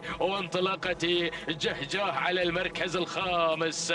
وصلكم المشاغب على ما يبدو أنه يبغي شاغب هنا في تحديات هذا الشوط مبكرا مع جهجاه وفي انطلاقة جهجاه في هذا المساء الجميل. ما شاء الله شوف هذه الاندفاع وشوف هذا الانطلاق الكبير مع السن اللقاية، مجموعة ولا أجمل هنا على مقدمة الشوط مع الكادر العلوي. نتابعها من خلال هذه اللقطات الجميلة من قناة الريان المتابعة هنا في هذا المساء في تحركات هذه الانطلاقات وفي هذه المسارات. ما شاء الله نعود مباشرة إلى مقدمة الشوط، إلى المركز الأول، إلى الصدارة الأولى. معاند يعاند الجميع.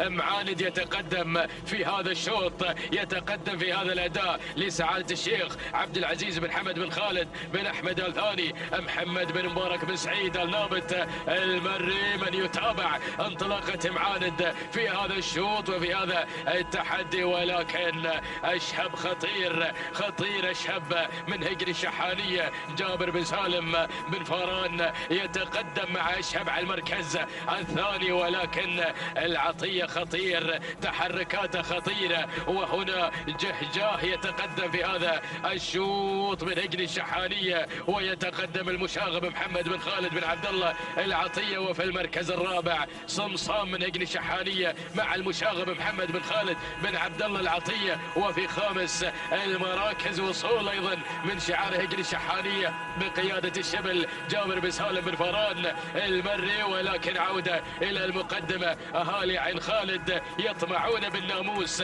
يطمعون بالسلام من ميدان الشحانية مع تقدم معاند الذي يصر كل الإصرار. ولكن اشهب اشهب اشهب اشهب، يا سلام يا سلام يا سلام، صاحب نقطة في المحل الخامس.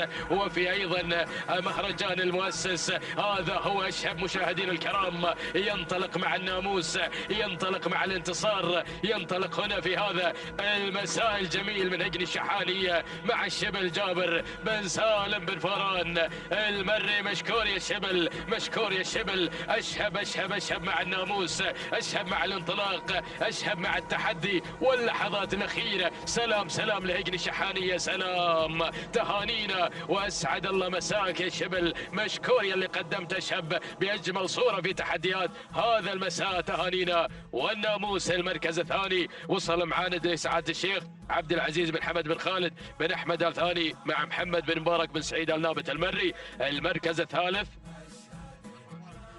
كان الوصول مشاهدين الكرام من البصير من هجن الشحانية بقيادة الشبل جابر بن سالم وفاران المري. وفي رابع المراكز، المركز الرابع وصل جهجاه من هجن الشحانية بقيادة المشاغب محمد بن خالد بن عبد الله العطية. وخامس المراكز، المركز الخامس صمصام من هجن الشحانية بقيادة المشاغب. هذه نتيجتنا، ولكن عودة مع ملخص الشوط الماضي. هذا هو مشاهدي الأعزاء، أشهب يصل مع اللقطات البطيئة الجميلة بمتابعة من خزينة مخرجنا المتميز. هنا التوقيت الزمني 7 دقائق 26 ثانية 36 جزء من الثاني. تهانينا لهجن الشحانية والتهنئة موصولة للشبل جابر بن سالم وفاران المري الذي قدم أشهب في تحديات هذا الشوط.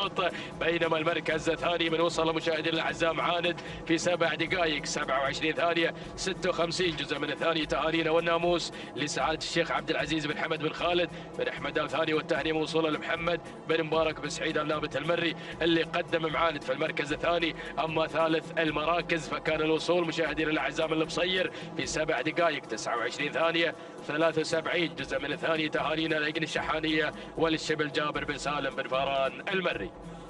بسم الله الرحمن الرحيم. مشاهدينا ومتابعينا الكرام، اسعد الله مساءكم بكل خير وبركة من هنا من ميدان التحدي، ميدان الشحانية. نتواصل بحضراتكم ضمن السباق المحلي السادس، حيث انطلق في هذه اللحظات الشوط التاسع، وهو شوط مخصص للابكار اللقاية، والمسافة هي 5 كيلومترات. شعارات أصحاب السمو الشيوخ والسعادة. نتابع أول المراكز ونتابع مقدمة هذا الشوط. في أول التحديات نتابع المركز الأول من تتواجد على البداية السعدية لهجن أم الزبار بمتابعة المضمر حمد بن سالم بن حمد بن بريك المري. بينما المركز الثاني القادمة في هذه اللحظات عسيلة بشعار سعادة الشيخ عبد العزيز بن حمد بن خالد بن أحمد الثاني. يتواجد شعاره في المركز الثاني بمتابعة حمد بن طالب بن علي الجربوع المري. يقدم انطلاقة عسيلة في ثاني المراكز. ناخذ المركز الثالث لنتابع الوصول من الجانب الآخر. نتابع مشاهدي الأعزاء اللي تسللت مباشرة إلى المركز الثاني. هذه مشاهدي الأعزاء الكايدة لسعادة الشيخ علي بن عبد الرحمن بن حسن الثاني. بينما المركز الرابع نتابع في هذه اللحظة الشهنية لسعادة الشيخ علي بن عبد الله بن ثاني بن جاسم الثاني وراشد بن عبد القادر بن حسن البلوشي. بينما المركز الخامس تصل في هذه اللحظات من الجانب الآخر اللي غيرت مباشرة إلى ثاني المراكز. هذه مشاهدي الأعزاء القادمة أزغوة لهجن الشحانية بمتابعة الذهبي سالم بن فاران المري. يغير من مركز إلى مركز وخطف المركز الثاني في هذه اللحظة، وكذلك شعار هجن المرقاب القادم بكل قوة والمنطلق في المركز الثالث. نتابع في هذه اللحظات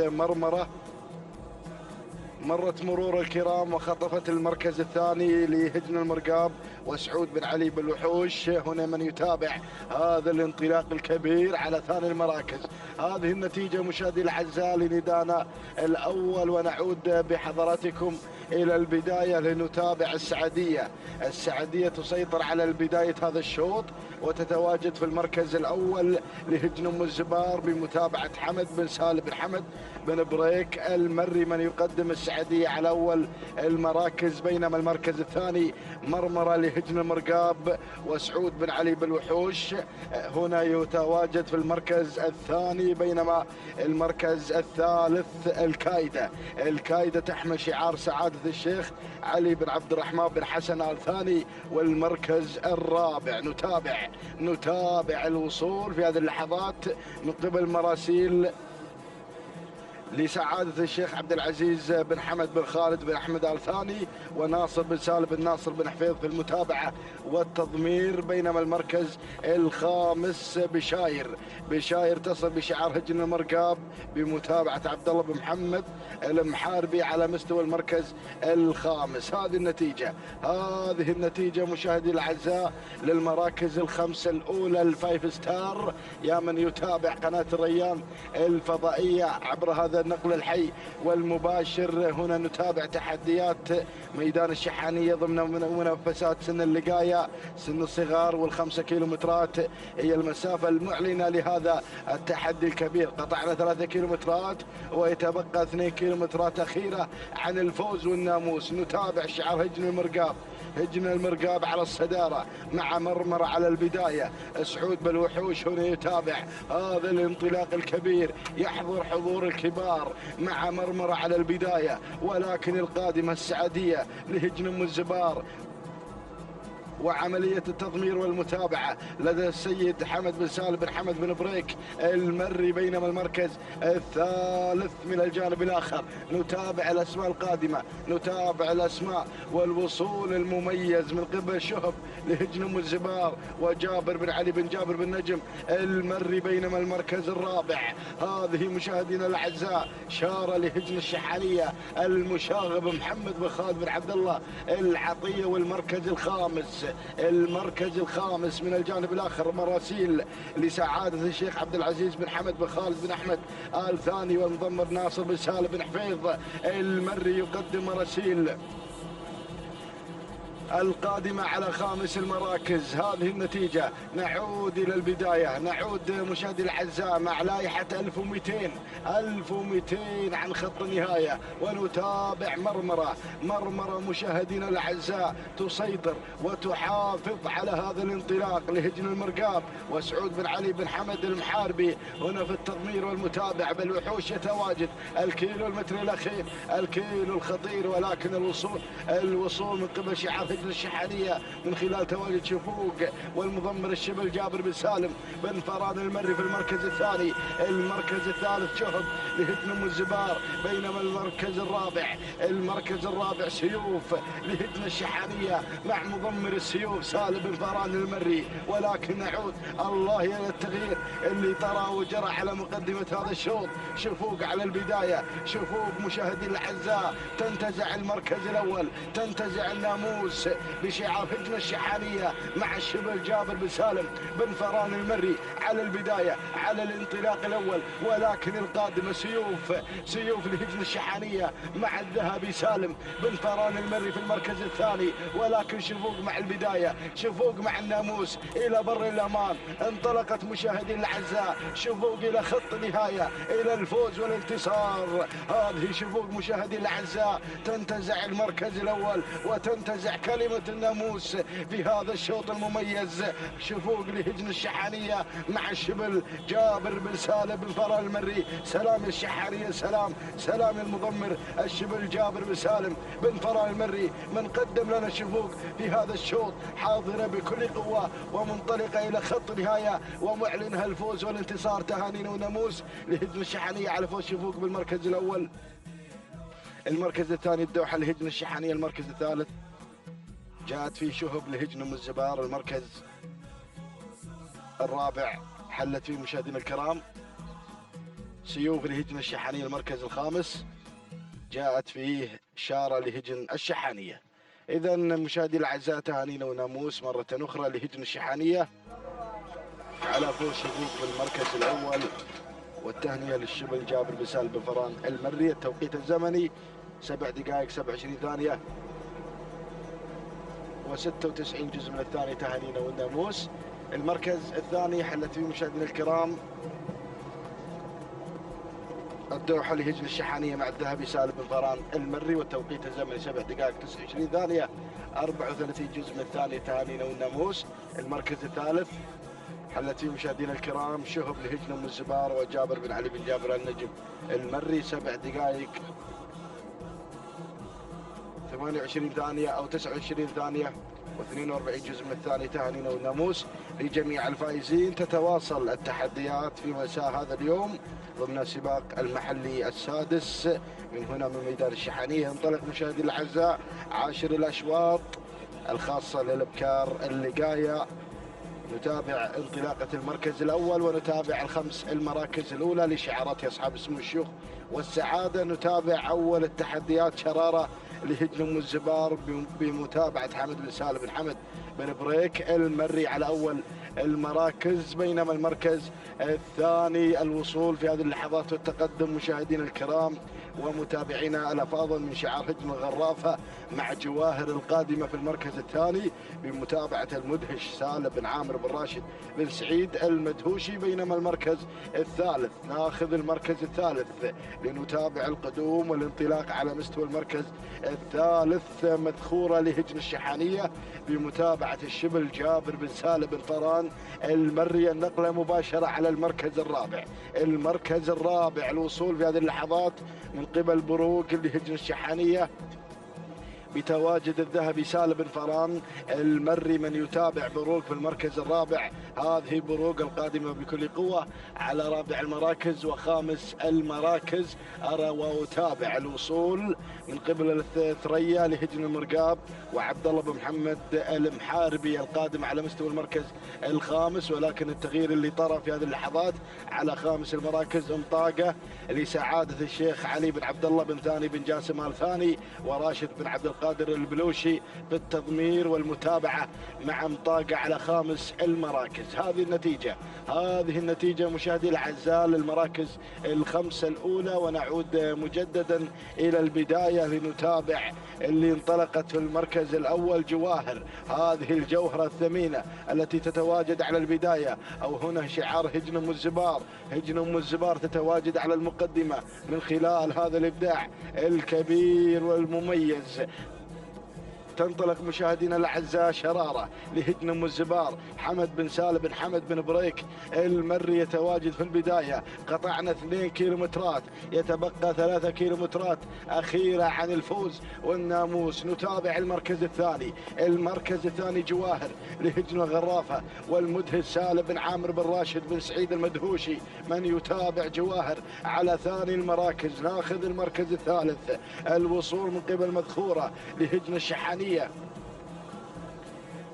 بمتابعة الشبل جابر بن سالم بن فران المري. بينما المركز الرابع نتابع بروق من تنطلق في المركز الرابع لهجن الشحانية مع الذهبي سالم بن فران المري. المركز الخامس هذه مشاهدي الأعزاء مهمة لهجن الشحانية بمتابعة المشاغب محمد بن خالد بن عبد الله العطية. هذه النتيجة مشاهدي الأعزاء للمراكز الخمسة الأولى، ونعود مباشرة لنتابع المركز الأول. نعود إلى المركز الأول. الصدارة مع شرارة من أشعلت نار المنافسة والتحدي في هذه اللحظات. شرارة الهجن أم الزبار، هجن إنتاج أم الزبار. هذه مشاهدي الأعزاء شرارة تقدم الأداء الكبير وهذا العرض المميز بمتابعة حمد بن سالم بن حمد بن بريك المري. يقدم شرارة على البداية، ولكن جواهر لهجن غرافة مع المركز الثاني سالم بن عامر بن راشد المدهوشي في المتابعة والتضمير، بينما المركز الثالث نتابع القادمة مذخورة لهجن الشحانية. والمركز الرابع تعز تصل في هذه اللحظات لهجن الشحانية مع الشبل جابر بن سالم بن فران المري، بينما نتابع بروق على خامس المراكز لهجن الشحانية بمتابعة الذهبي سالم بن فران المري. هذه النتيجة مشاهدي الأعزاء للمراكز الخمس الأولى. شعارات أصحاب السمو الشيوخ والسعادة، هذه للأصائل وهذه الأسماء المميزة. ولكن نعود حيث البداية، حيث الانطلاق مع تعز تتواجد وتغير إلى أول المراكز، تندفع إلى نحو الفوز، إلى نحو الناموس لهجن الشحانية مع الشبل جابر بن سالم بن فران المري. ولكن القادمة مع ثاني المراكز وصلت في هذه اللحظات شرارة لهجن ام الزبار وحمد بن سالم بن بريك المري. وهنا أيضا اسم جديد بدأ يتدخل من عمق الميدان، مهمة لهجن الشحانية ومهمتها انتزاع ناموس هذا الشوط مع المشاغب محمد بن خالد بن عبد الله العطية. بينما جواهر الغرافة على المركز الرابع بمتابعة سالم بن عامر بن راشد بن سعيد المدهوشي. وهنا أيضا أسماء بدأت تتدخل وتنطلق بهذه المنافسة الكبيرة وفي هذا التحدي الخطير. معزة تصل لأول إذاعة في هذا الشوط لهجن الشحانية بمتابعة الذهبي سالم بن فران المري وشعار سعادة الشيخ عبد العزيز بن حمد بن خالد بن احمد ال ثاني. يتدخل مع الوذنة محمد بن بخيت بن برقاب بن مقارح المري. ولكن الله، الكيلو المتر الاخير، الكيلو الخطير. يا سلام يا البداية، المقدمة والصدارة مع تعز على المقدمة. هذه تعز على مقدمة هذا الشوط، تحمل لواء هجن الشحانية ولواء التحدي.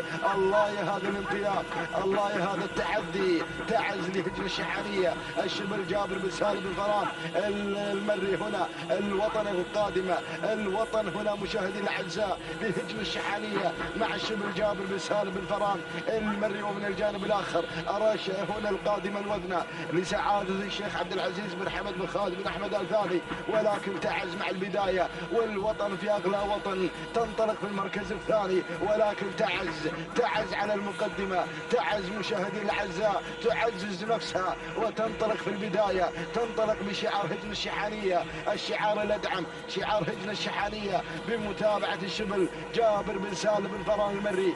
قدم لنا تعز بهذا الشوط المثير، ينطلق بالناموس مع تعز، وكذلك الوطن في المركز الثاني، كلاهما لهجن الشحانية بمتابعة الشبل جابر بن سالم بن فران المري. تهانينا والناموس على فوز تعز بالمركز الأول وفوز الوطن بالمركز الثاني. المركز الثالث الوذنة لسعادة الشيخ عبد العزيز بن حمد بن خالد بن أحمد ال ثاني. المركز الرابع مذيار الهجن ام الزبار. المركز الخامس جاءت فيه مخيلة لهجن الشحانية. تهانينا والناموس مشاهدينا الكرام لهجن الشحانية على فوز تعز بالمركز الأول، والتهنئة للشبل جابر بن سالم بن فران المري. قدم لنا تعز في المركز الأول بتوقيت وقدره 7 دقائق 33 ثانية 30 جزء من الثانية. وقدم كذلك الوطن في المركز الثاني 7 دقائق 33 ثانية 52 جزء من الثانية. تهانينا والناموس لهجن الشحانية والتهنئة للشبل جابر بن سالم بن فران المري. بينما المركز الثالث الوذنة لسعادة الشيخ عبد العزيز بن حمد بن خالد بن أحمد ال ثاني والمضمر محمد بن بخيت بن برقاب بن مقارح المري. التوقيت الزمني 7 دقائق 34 ثانية و18 جزء من الثاني. تهانينا والناموس لجميع الفائزين.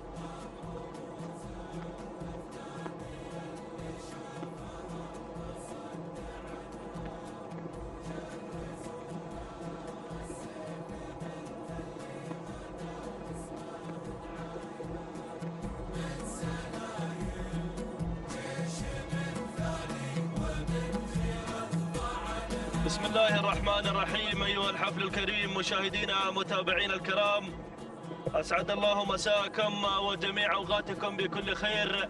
نجدد لكم التحية من أرضية ميدان الشحانية لهذه الأمسية التراثية الجميلة التي تحمل الانطلاقات سن اللقاية لهجن أصحاب السمو الشيوخ والسعادة. ينطلق شوطنا 11 الخاص باللقاية الأبكار. نسير مع هذه الأسماء والشعارات الحاضرة والمنطلقة في هذا المسار المميز والجميل مباشرة نحو الصدارة. أول الأسماء الحاضرة الاتحادية لهجن الغرافة. هناك مع البداية من تتقدم الأسماء في هذه اللحظات ويضمرها المدهش سالم بن عامر المدهوشي، بينما أتابع المركز الثاني وصول وتقدم مع ثاني التحديات في هذا الانطلاق والمسار المميز والجميل. مع المركز الثاني شعار هجن أم الزبار تتقدم مع الوذنة، وأيضا هنا يتقدم حمد بن سالم بن زاهرة من يتابع أيضا انطلاقة الوذنة في هذا المسار المميز والجميل. بينما المركز الثالث أتابع الوصول والتقدم من لجاجة لسعادة الشيخ خليفة بن عبد العزيز بن خليفة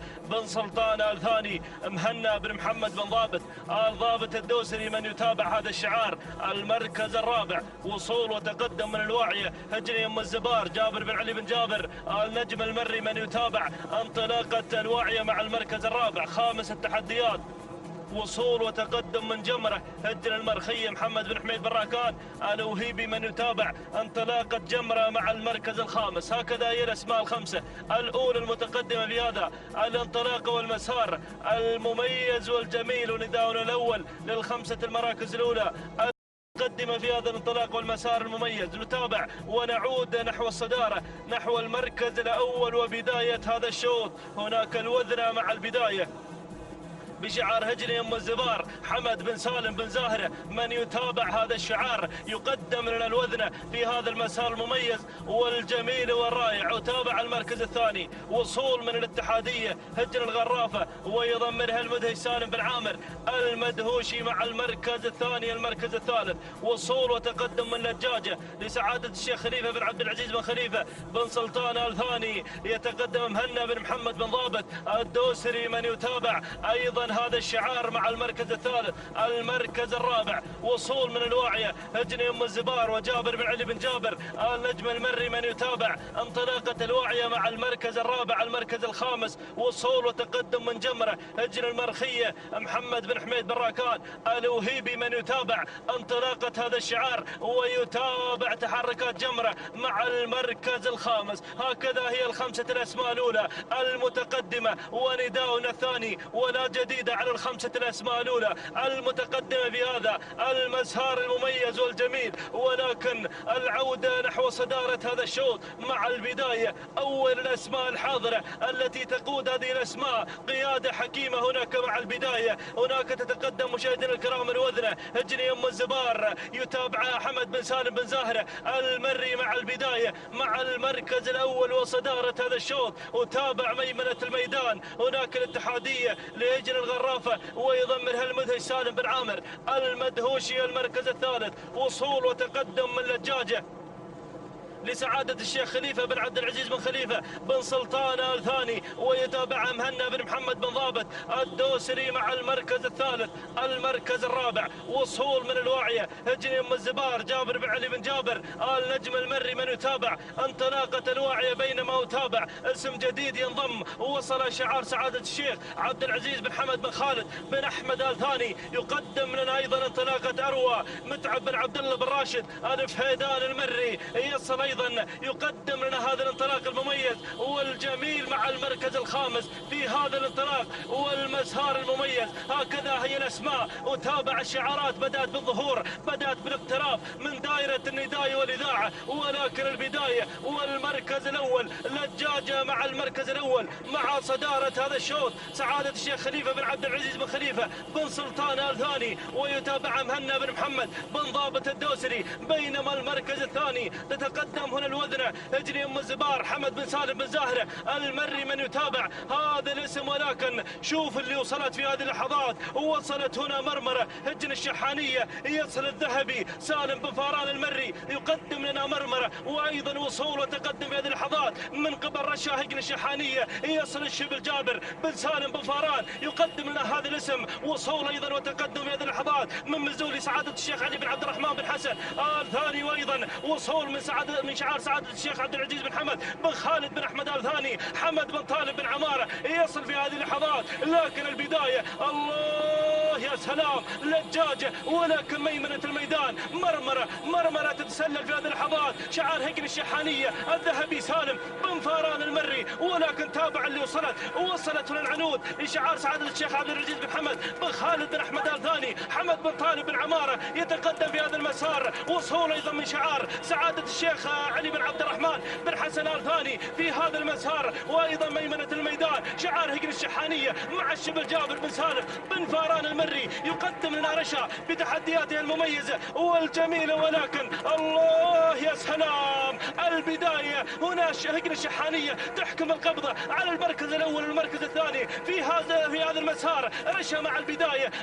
البداية هجن الشحانية الشبل جابر بن سالم بن فاران يقدم لنا رشا، ولكن شوف اللي وصلت، يا سلام مزون تغير نحو الصدارة نحو المركز الأول لسعادة الشيخ علي بن عبد الرحمن بن حسن آل ثاني، ما شاء الله على هذا العرض المميز والجميل، سلام مزون سلام لسعادة الشيخ علي بن عبد الرحمن بن حسن آل ثاني، تهانينا والناموس على هذا الفوز وهذا الانتصار المركز الثاني.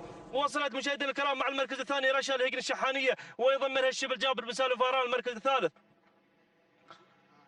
المركز الثالث مرمرة الهجن الشحانية مع الذهبي سالم بن فاران المري المركز الرابع كان الوصول من العنود بشعار سعادة الشيخ عبد العزيز بن حمد بن خالد بن أحمد آل ثاني، حمد بن طالب بن عمارة من يتابعه المركز الخامس وصلت لجاجة لسعادة الشيخ خليفة بن عبد العزيز بن خليفة بن سلطان آل ثاني، مهنا بن محمد بن ضابط الدوسري من يتابع لجاجة. هكذا مشاهدينا الكرام تابعنا هذا الشوط، ولكن حضرت مزون أيضا التي قدمت عرض مميز، تهانينا والناموس 7 دقائق 27 ثانية 38 جزء من الثانية، تهانينا والناموس نزفها لسعادة الشيخ علي بن عبد الرحمن بن حسن آل ثاني على هذا الفوز وهذا الانتصار المركز الثاني. وصلت رشا وتوقيت الزمن 7 دقائق 29 ثانية 63 جزء من الثاني، تهانينا والناموس لهجن الشحانية والتهاني للشبل جابر بن سالم بن فاران المركز الثالث. وصلت أيضا مرمرة الهجن الشحانية توقيتها الزمني 7 دقائق 31 ثانية 14 جزء من الثاني، تهانينا والناموس لهجن الشحانية والتهاني للذهبي سالم بن فاران المري. مشاهدينا الكرام متابعين الافاضل، هكذا نجدد لكم التحيه في هذه اللحظات، انطلاقه شوطنا ايضا 12 الخاص باللقايه الابكار. يسير هذا الشوط يحمل لنا ايضا في طياته ايضا الابكار اللقايه في هذا الانطلاق والمسار المميز. نسير مباشره مع هذه الاسماء والشعارات الحاضره والمنطلقه في مسار وتحديات هذا الشوط مباشرة مع المركز الأول، أمواج من تتقدم الجموع في هذه اللحظات ليجري الغرافة ويتابع سالم بن عامر المدهوشي، بينما يتابع هناك التسلل من ميمنة الميدان شعار مزون في الشوط الماضي. تتقدم هنا مشاهدينا الكرام دمعة لسعادة الشيخ علي بن عبد الرحمن بن حسن آل ثاني لغيرت وانتقلت نحو المركز الأول. المركز الثاني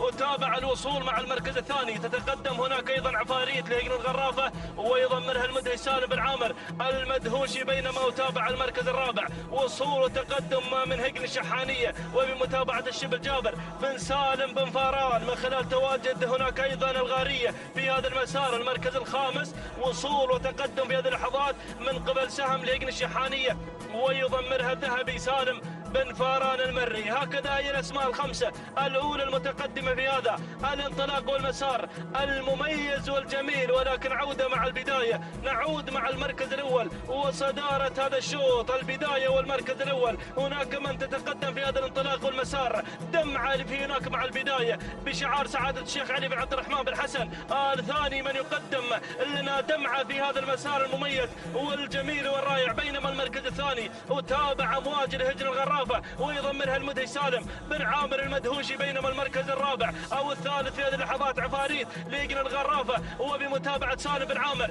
المدهوشي، بينما يتابع المركز الثالث أو الرابع في هذه اللحظات اللي تسللت من ميونة الميدان. هناك أيضا تتقدم سهم ليجن الشحانية ويضمنها الذهبي سالم بن فاران المري، ولكن تابع اللي وصلت في هذه اللحظات وتقدمت في هذا المسار. تصل نبا لسعادة الشيخ عبد العزيز بن حمد بن خالد بن أحمد آل ثاني، متعب بن عبد الله بن راشد الفهيدان، غيرت وانتقلت انتقال مباشرة نحو صدارة هذا الشوط. يا سلام يا سلام على هذا الأداء. نبا إذا مع المركز الأول مشاهدينا متابعين الكرام، من تقود الأسماء وتقود هذه الشعارات هناك مع البداية بشعار سعادة الشيخ عبد العزيز بن حمد بن خالد بن أحمد آل ثاني، متعب بن عبد الله بن راشد آل فهيدان المري. من يتابع أيضا انطلاقة نبا مع المركز الأول. المركز الثاني وتابع هجن الشحانية تتقدم من خلال تواجد سهم مع ثاني التحديات الذهبي سالم بن فاران المري، من يقدم لنا سهم بتحدياته المميزة والجميلة. المركز الثالث وصول وتقدم من دمعة لشعار سعادة الشيخ علي بن عبد الرحمن بن حسن آل ثاني مع المركز الثالث. المركز الرابع هجن الغرافة تتقدم في هذا الانطلاق من خلال تواجد عفاريت سالم بن عامر المدهوشي، من يتابع عفاريت ويتابع أيضا هناك انطلاقة أمواج مع المركز الخامس. المركز الرابع والخامس لهجن الغرافة وبمتابعة المدهش سالم بن عامر المدهوشي. هكذا هي الأسماء الخمسة مشاهدينا متابعينا الأفاضل عشاق الأصالة والتراث، محبين رياضة سباقات الهجن العربية الأصيلة، وفي هذه الأمسية التراثية الجميلة التي تجمع أيضا هذه الشعارات وهذه الأسماء الكبيرة الحاضرة هنا في أرضية ميدان الشحانية، ميدان التحدي ضمن السباق المحلي السادس وانطلاقات سن اللقاية والخمسة كيلومترات. نعود مع البداية مع المركز الأول وصدارة هذا الشوط. البداية هناك مع نبا أيضا لسعادة الشيخ عبد العزيز بن حمد بن خالد بن أحمد آل ثاني، متعب بن عبد الله بن راشد آل فهيدان. من يتابع أيضا انطلاقة مشاهدينا الكرام، يتابع هناك انطلاقة نبا في هذه اللحظات. المركز الثاني وصول وتقدم مع ثاني التحديات، هنا اللي واصل مع المركز الثاني سهم هجن الشحانية ويضمنها الذهبي سالم بن فاران المري.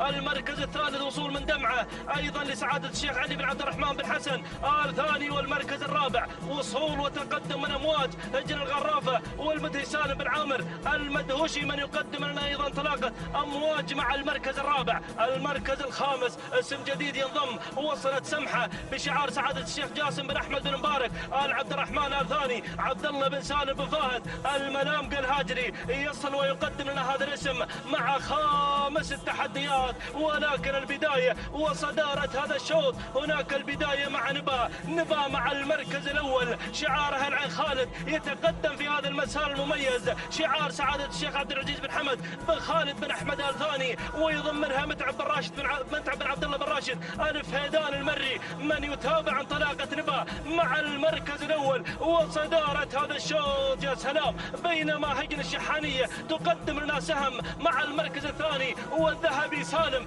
بن فاران المري، من يقدم سهم. ولكن بوابة الكيلومتر الأخير تستقبل انطلاقة نبا هنا في هذا المسار المميز والجميل. الله الله الله، أجواء الكيلومتر الأخير. يا سلام الله، مرحلة الإقلاع والإبداع. تابع نبا مع البداية مع المركز الأول.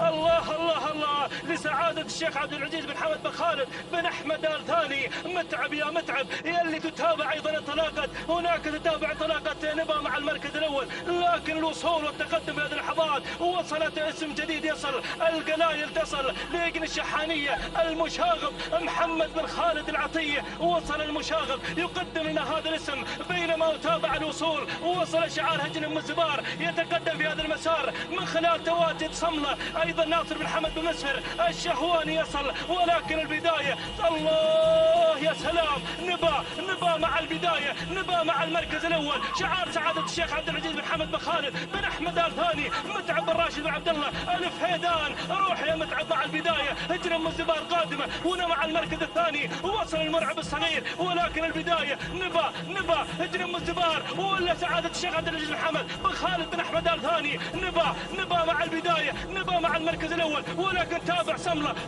صملة تغير على الأبدال الأخيرة. سلام هجرم الزبار، سلام الملعب الصغير أيضا على هذا الفوز وهذا الانتصار. المركز الثاني وصلت مشاهدينا الكرام مع المركز الثاني نبادي سعادة الشيخ عبد العزيز بن محمد بن خالد بن أحمد آل ثاني، متعب بن عبد الله بن راشد الفهيدان المري. المركز الثالث وصلت مع المركز الثالث القلايل لهجن الشحانية مع المشاغب محمد بن خالد العطية. المركز الرابع كان الوصول والقدوم من أمواج الهجن الغرافة مع المدهش سالم بن عامر المدهوشي. المركز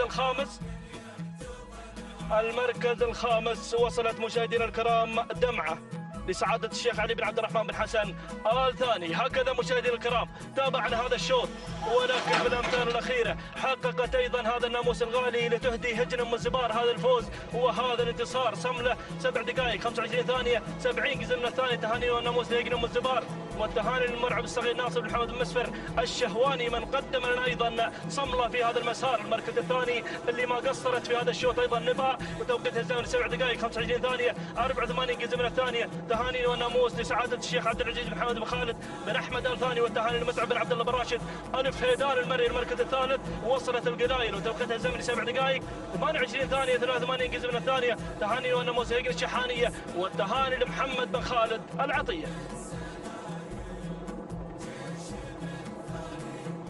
السلام عليكم ورحمة الله وبركاته أيها الأخوة مشاهدينا ومتابعينا الكرام. انطلق هذا الشوط وشوطنا 13 هو الشوط الأول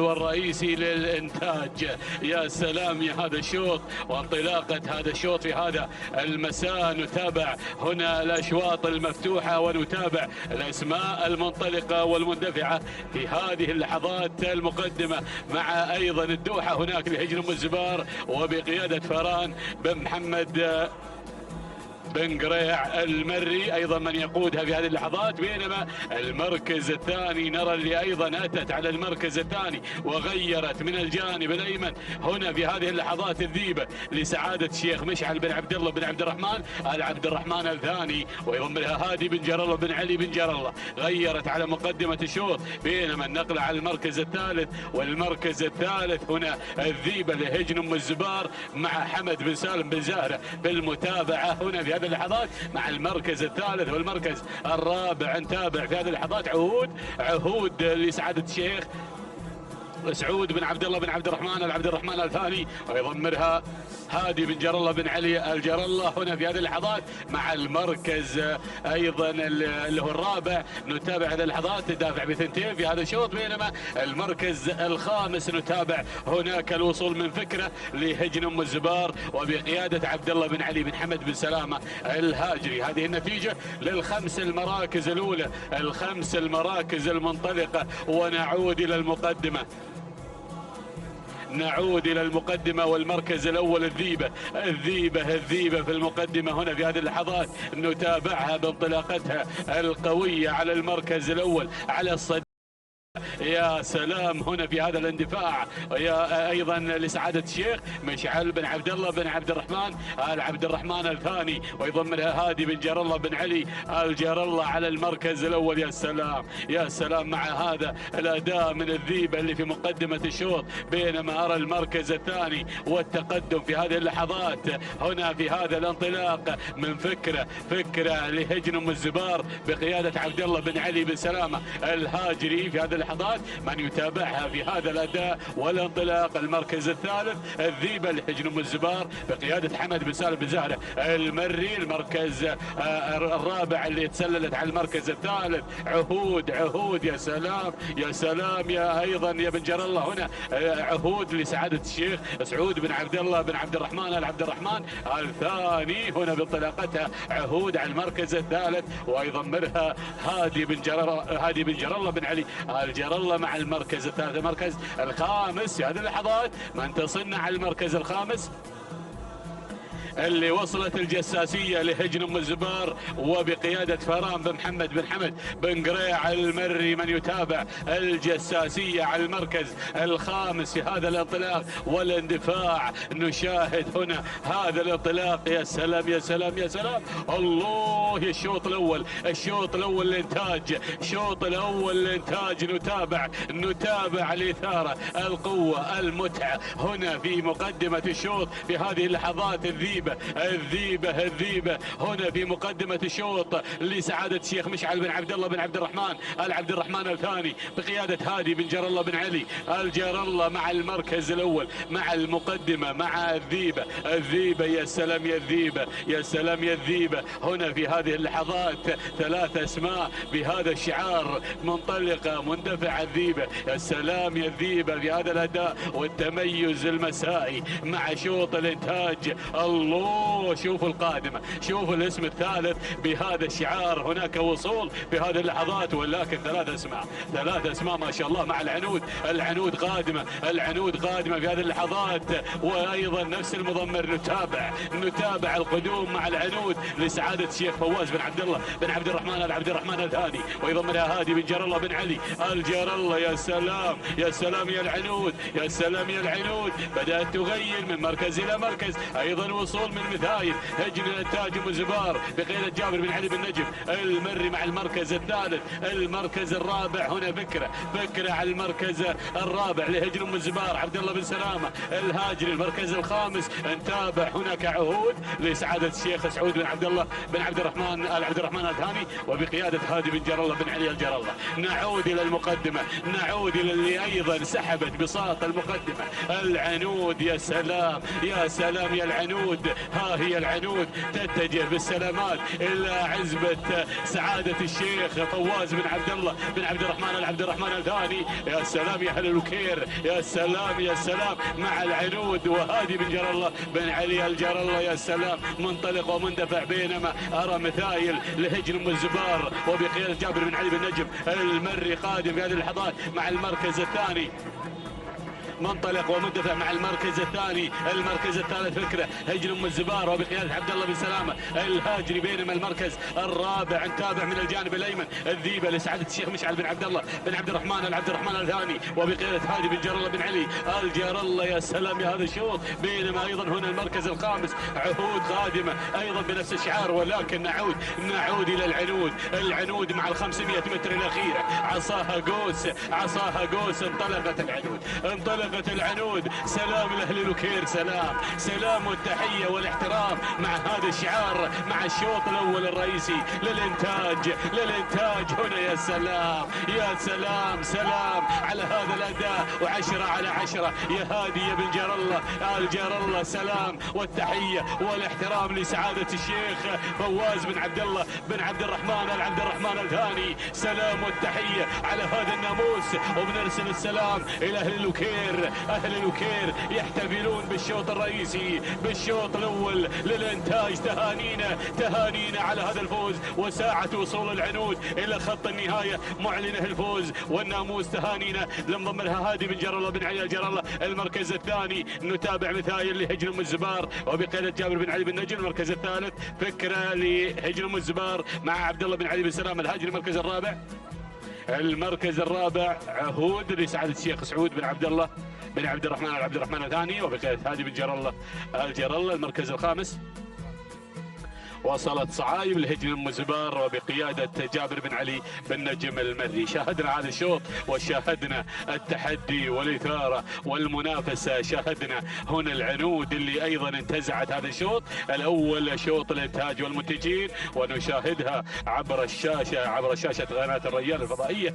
نتابع هذه البكره اللي ادت اداء متميز وتوقيتها مميز. 7 دقائق 24 ثانيه 40 جزء من الثانيه. تهانينا ايضا على هذا الفوز الفوز، فوز العنود لسعادة الشيخ فواز بن عبد الله بن عبد الرحمن الثاني، والثانية موصولة لهادي بن جار الله بن علي الجار الله. تهانينا والناموس على هذا الفوز. بينما وصلت على المركز الثاني اللي هي مثايل توقيتها الزمني 7 دقائق 27 ثانية 25 جزء من الثانية. تهانينا لهجنة أم الزبار، والتهنئة موصولة لجابر بن علي بن جابر بن نجم المري. المركز الثالث وصلت فكرة لأيضا هجن أم الزبار، وتوقيتها الزمني 7 دقائق 28 ثانية 15 جزء من الثانية. تهانينا والناموس أيضا لعبد الله بن عدي بن سلامة الهاجري على هذا الفوز. الآن تنتقل الكلمة إلى زميلي مطلق بن علي العنزي.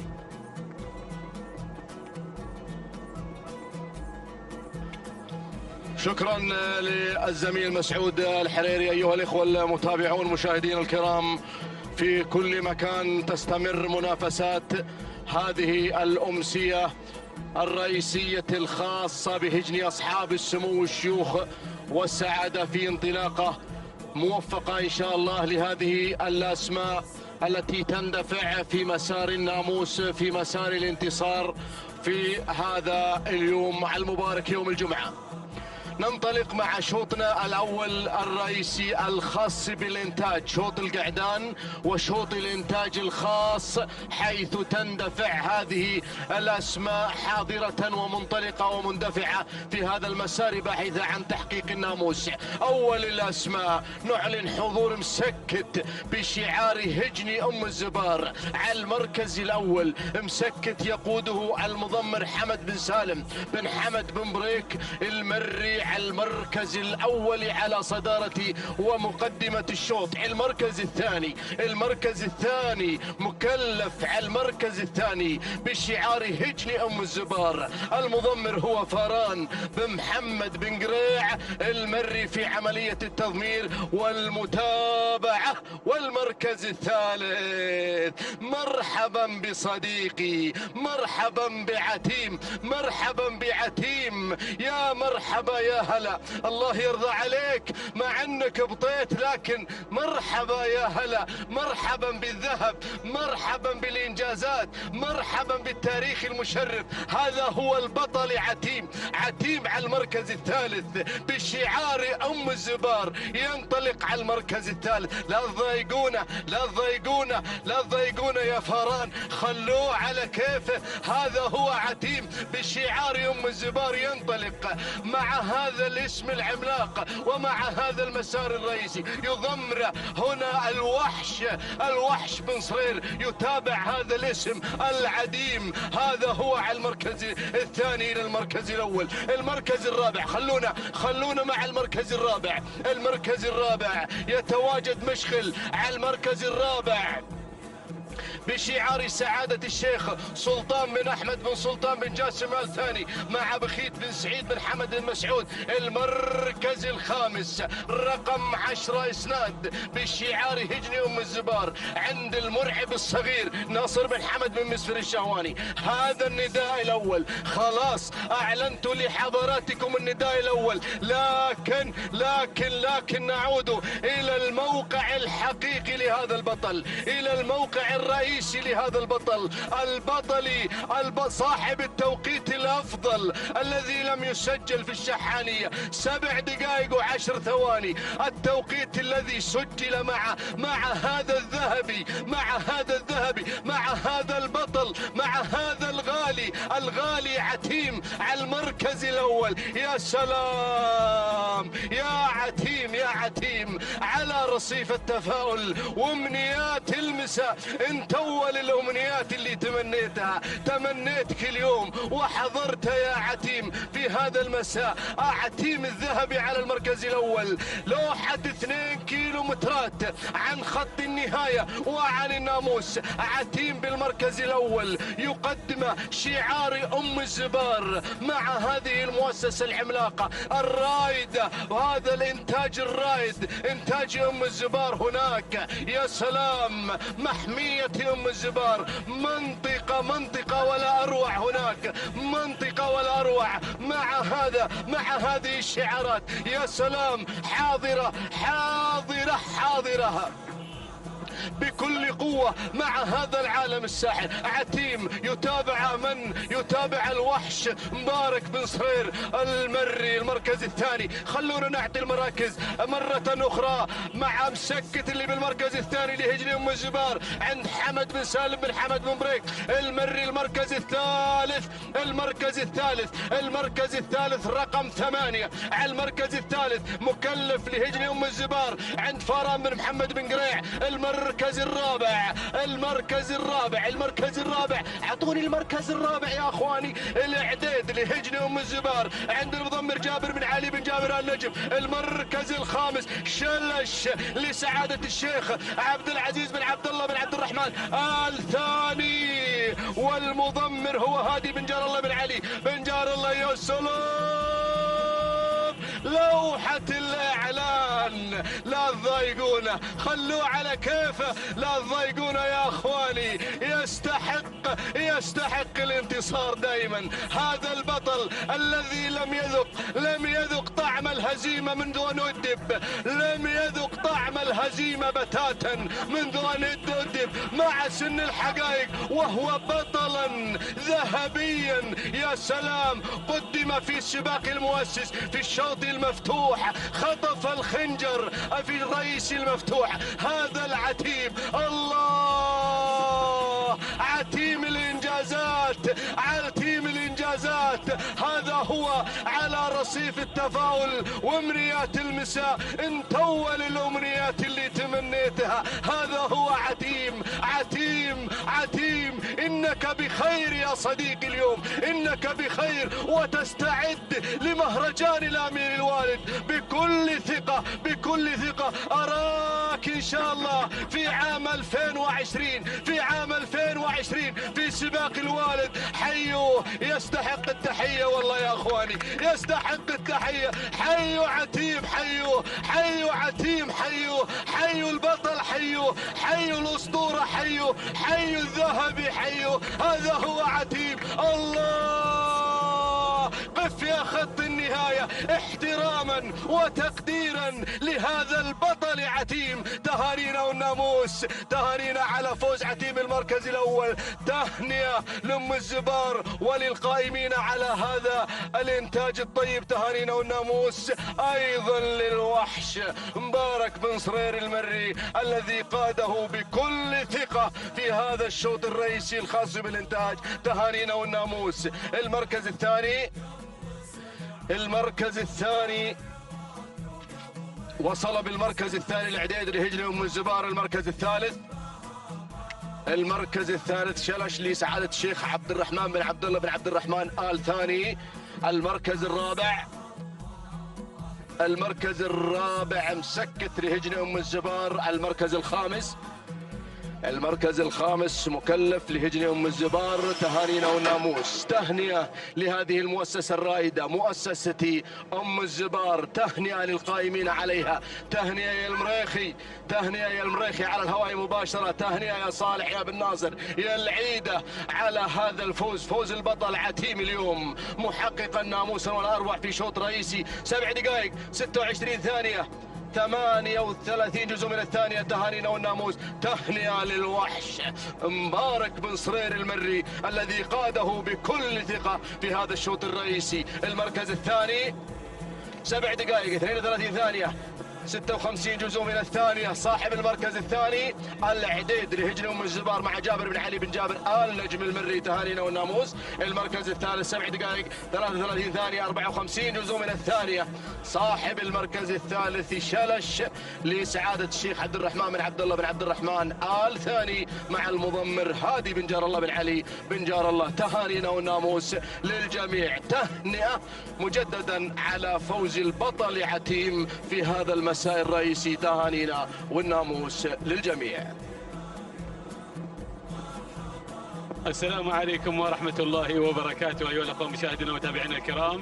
انطلق هذا الشوط وشوطنا أيضا الخامس عشر هو الشوط الثاني للإبكار الإنتاج للأشواط المفتوحة. نتابع في هذه اللحظات الانطلاق مع سن اللقاية هنا المقدمة والصدارة مع بواجة على المركز الأول في هذه اللحظات لسعادة الشيخ عبد العزيز بن حمد بن خالد بن أحمد الثاني، ويضمنها محمد بن برقان بن مقارح، ولكن ينخطف في هذه اللحظات بهذا الانطلاق من السرية هنا في هذه اللحظات أو السرايا لهجن أم الزبار وبقيادة ناصر بن حمد بن مسفر الشهواني يغير إلى مقدمة الشوط، بينما أرى اللي قادمة في هذه اللحظات وغيرت على المركز الثاني منطلقة ومندفعة اللي هي وجود لهجن أم الزبار وبقيادة حمد بن سالم بن زهرة المري مع المركز الثاني. المركز الثالث في هذه اللحظات الوصول والقدوم من التماس لسعادة الشيخ مشعل بن عبد الله بن عبد الرحمن آل عبد الرحمن الثاني وبقيادة هادي بن جر الله بن علي الجر الله هنا مع المركز الثالث في هذه اللحظات. المركز الرابع هنا وصول وانطلاق من الزبارة لهجن أم الزبار وبقيادة عبد الله بن علي بن حمد بن سلامة الهاجري مع المركز الرابع. المركز الخامس مراسيل لهجن أم الزبار وبقيادة جابر بن علي بن نجم المري مع المركز الخامس. هذه النتيجة في هذه اللحظات وانطلاقة الخمس المراكز الأولى، الخمس المراكز المنطلقة المندفعة. ونعود إلى المقدمة وإلى سرايا لهجن أم الزبار مع المركز الأول مع المقدمة مع سرايا اللي في الصدارة منطلقة ومندفعة وبقيادة ناصر بن حمد بن مسفر الشهواني قادم هنا مع سرايا اللي على المقدمة، بينما النقلة على المركز الثاني والوصول من وجود لهجن أم الزبار وبقيادة حمد بن سالم بن زهرة المري. والمركز الثالث نرى في هذه اللحظات اللي تسللت على المركز الثاني اللي هي التماس لسعادة الشيخ مشعل بن عبد الله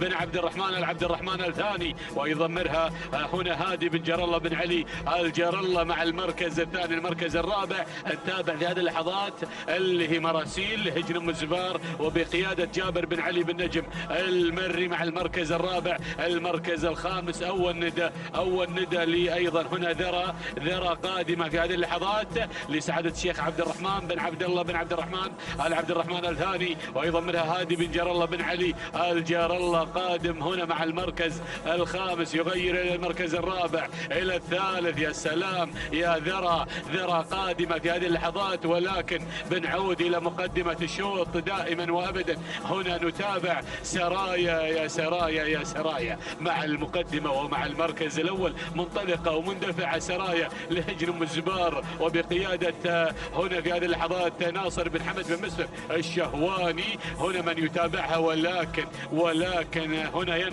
ينخطف في هذه اللحظات التماس انطلقت التماس لسعادة الشيخ مشعل بن عبد الله بن عبد الرحمن العبد الرحمن الثاني، ويضمنها هادي بن جر الله بن علي الجر الله وذرى قادمة بنفس الشعار. يا سلام يا ذرى لسعادة الشيخ عبد الرحمن بن عبد الله بن عبد الرحمن العبد الرحمن الثاني، ويضمنها هادي بن جر الله بن علي الجار الله. يا سلام من اختطف الشوط الاول للانتاج هنا بهذا الشعار مع العنود. يا سلام الله على هذا الاداء، وايضا مضمر هادي بن علي بن جار الله. يا سلام هادي بن جار الله. ولكن نعود اللي وصلت في هذه اللحظات اللي وصلت وجود بدأت تتسلل، بدأت تنطلق مباشرة الى مقدمة الشوط لهجن أم الزبار وبقيادة حمد بن سالم بن زهرة المري. يا سلام 1500 متر عن النهاية، ولكن التحدي والإثارة بينما المركز الثالث. شوفوا اللي قادمة هناك مراسيل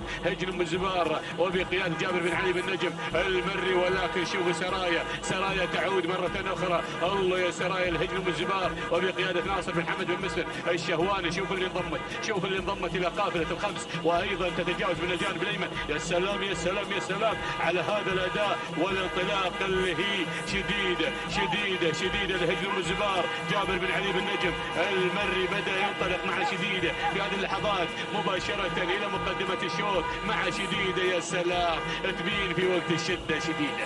الله يا شديدة انطلقت إلى المركز الأول إلى المقدمة مع جابر بن علي بن نجم المري بشعار هجن أم الزبار. الله وال900 متر الأخيرة هنا في مقدمة الشوط، بينما المركز الثاني اللي تشكل الخطر الأكبر هنا في هذه اللحظات التماس لسعادة الشيخ مشعل بن عبد الله بن عبد الرحمن الهادي، ويضمنها هادي بن جار الله بن علي الجار الله الوكير، ومتواجدين هنا في الوصافة. بينما المركز الثالث مراسيل لهجوم الزبار وبقيادة جابر بن علي بن نجم المري. المركز الرابع اللي بدأت تصل في هذه اللحظات سرايا لهجوم الزبار ناصر بن حمد بن مسفر الشهواني. المركز الخامس هنا وجود لهجوم الزبار حمد بن سالم بن زاهلة المري. ولكن نعود إلى المقدمة، إلى حاملة الرقم 1 وهي على المركز الأول، شديدة على المركز الأول، شديدة على المقدمة. هنا التماس على المركز الثاني تشكل الخطر الأكبر.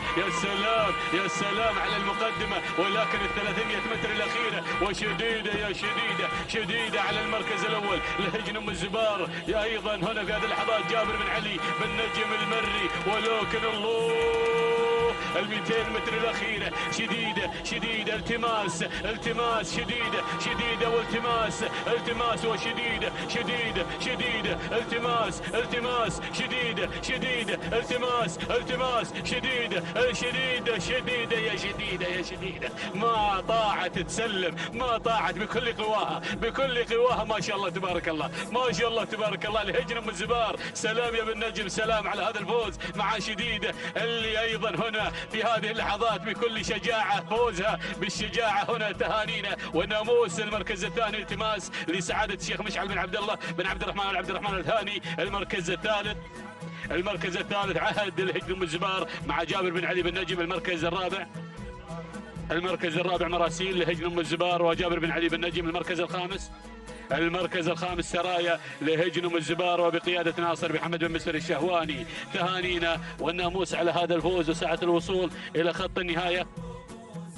هنا شاهدنا شوفوا التنافس، شوفوا شديدة ضايقة التماس مات بها الطوفها. ما شاء الله تبارك الله، تميز مع شديدة إلى خط النهاية بفوز وشجاعة من شديدة اللي أيضا صاملة بكل قواها إلى الفوز، حاملة الرقم 1 وشديدة بانت في الشدة وأنهت هذا الناموس لهجوم الزبار. سلام والتحية واحترام ولمالكها جابر بن علي بن نجم المري. تهانينا على هذا الفوز وفوز شديدة اللي أيضا انتزعت هذا الناموس الغالي. 7 دقائق 30 ثانية 65 جزء من الثانية. تهانينا والناموس. المركز الثاني التماس اللي أيضا ما قصرت، قدمت العرض ممتاز هنا في هذه اللحظات، وصلت على الوصافة. المركز الثاني 7 دقائق 30 ثانية 73 جزء من الثانية. تهانينا والناموس لمالك التماس سعادة الشيخ مشعل بن عبد الله بن عبد الرحمن الثاني، والتهنئة موصولة لهادي بن جار الله بن علي الجار الله على هذا الفوز. بينما وصلت على المركز الثالث هناك اللي هي عهد توقيتها 7 دقائق 32 ثانية 46 جزء من الثانية. تهانينا والناموس لهجوم الزبار والتهنئة موصولة لجابر بن علي بن نجم المري.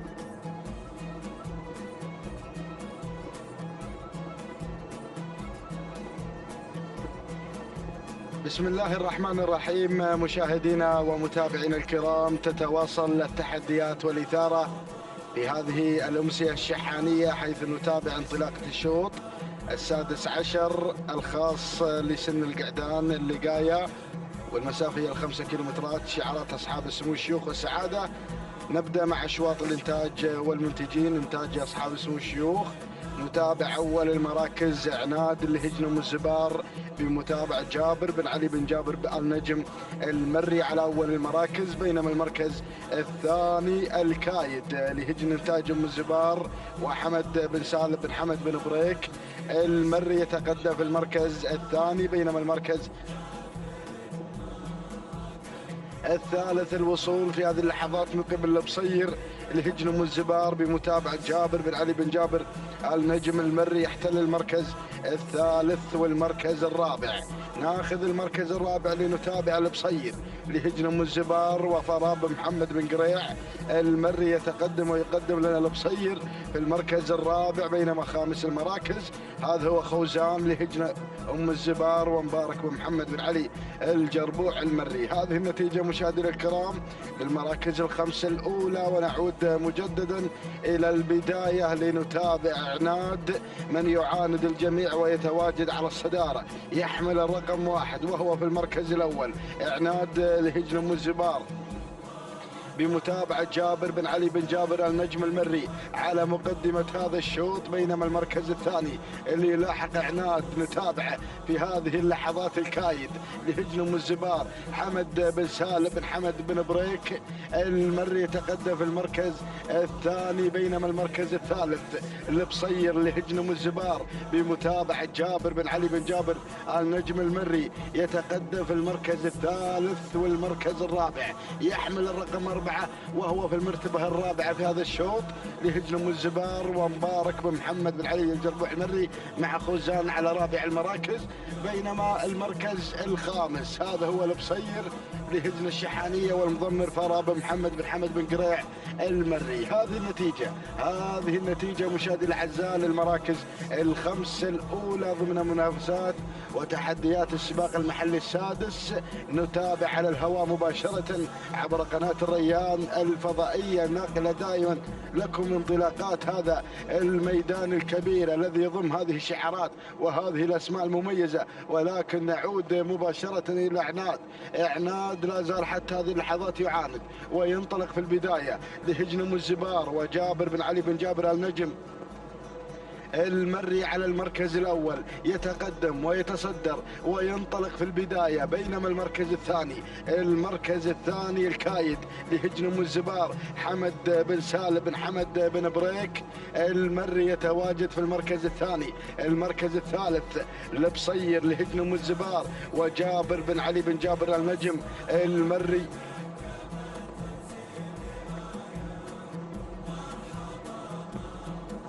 نتابع المركز الرابع خوزان لهجن الزبار بمتابعة مبارك بن محمد بن علي بن صرير المري القادم بكل قوة، مضمر عتيم مضمر الأسطورة في هذا الموسم الكبير، يتواجد من خلال هذا التحدي الكبير ويحضر في هذا الشوط مع مداهم يداهم المراكز المتقدمة وينطلق مشاهدينا الأعزاء في المركز الرابع. المركز الخامس ناخذ المركز الخامس جلمود لسعادة الشيخ فواز بن عبد الله بن عبد الرحمن آل ثاني وهادي بن جار الله بن علي بن جار الله المري في المتابعة والتضمير. هذه النتيجة مشاهدينا الكرام، ولنا عودة مباشرة إلى البداية لنتابع السيطرة حتى هذه اللحظة مع عناد مع لائحة 1500 متر عن ناموس هذا الشوط، وعناد على البداية، عناد على المركز الأول لهجن الزبار، وهنا أيضا جابر بن علي بن جابر النجم المري يقدم لنا عناد على البداية، ولكن القادم الكايد لهجن الزبار حمد بن سالم بن حمد بن بريك المري مع المركز الثاني.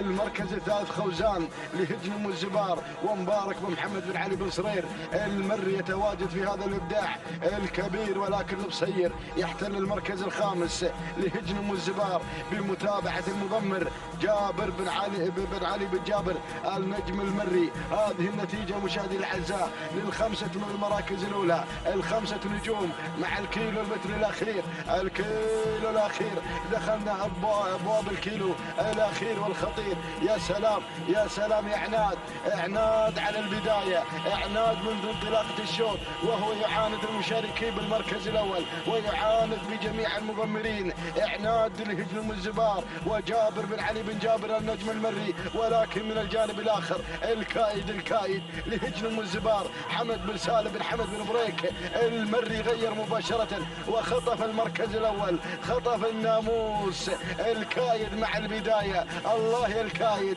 وانطلاقة الكايد على البداية لهجن الزبار، الانتاج العريق، الانتاج المميز الذي قدم لنا نوعيات كبيرة في هذا العالم الساحر. هنا مشاهدي الأعزاء الكايد يظهر بناموس هذا الشوط ويتواجد في البداية لهجن الزبار حمد بن سالم بن حمد بن زهرة المري يتقدم على أول المراكز، يتواجد في هذا الإبداع، يتواجد في هذا التألق مع الكايد يطمح إلى مكان الكايد وينطلق بناموس هذا الشوط.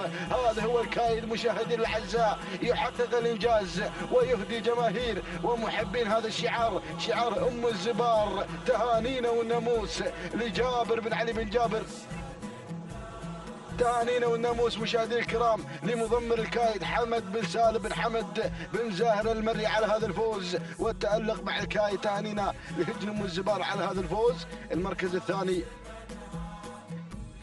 جاء فيه البصير لهجن ام الزبار. المركز الثالث كان الوصول من قبل عناد لهجن ام الزبار، بينما المركز الرابع كان الوصول من قبل خوزان لهجن ام الزبار. المركز الخامس جاء فيه هياض لهجن ام الزبار. اذا مشاهدي الاعزاء تهانينا وناموس لهجن ام الزبار على فوز الكايد بالمركز الاول، والتهنئه للسيد حمد بن سالم بن حمد بن زاهر المري على هذا الفوز.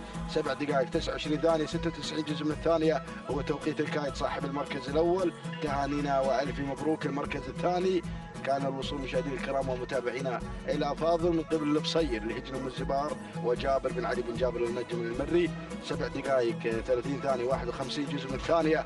تهانينا والناموس. المركز الثالث كان الوصول مشاهدينا الاعزاء من قبل عناد لهجن ام الزبار بمتابعه المضمر جابر بن علي بن جابر النجم المري. 7 دقائق و31 ثانيه 61 جزء من الثانيه. تهانينا والناموس لجميع الفائزين.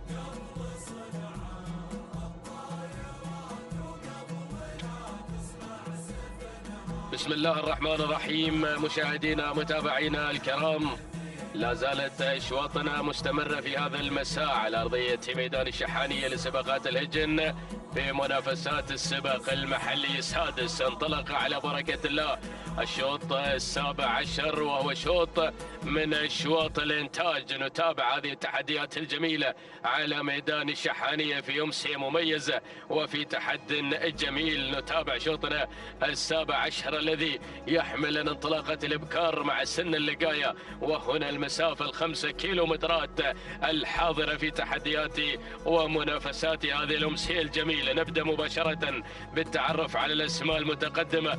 بروق أول الأسماء المنطلقة في هذا الشوط من هجن إنتاج أم الزبار حمد بن سالم بن بريك المري يقدم لنا بن زاهر تحديات بروق في المركز الأول في الصدارة. نقل مباشرة إلى ثاني المراكز نشايب متواجدة في مسار وتحديات هذا الشوط لسعادة الشيخ محمد بن عبد الله بن عبد الرحمن الثاني. هادي بن جار الله بن علي بن جار الله في عملية التضمير والمتابعة مع نشايب على المركز الثاني. وفي ثالث المراكز تابع التواجد في هذه اللحظات والتقدم أيضا من خلال التواجد التماس على المركز الثالث في هذا الشوط من هجن أم الزبار فران بن محمد بن حمد بن قريع المري يقدم تحدياته مع تقدم التماس على المركز الثالث.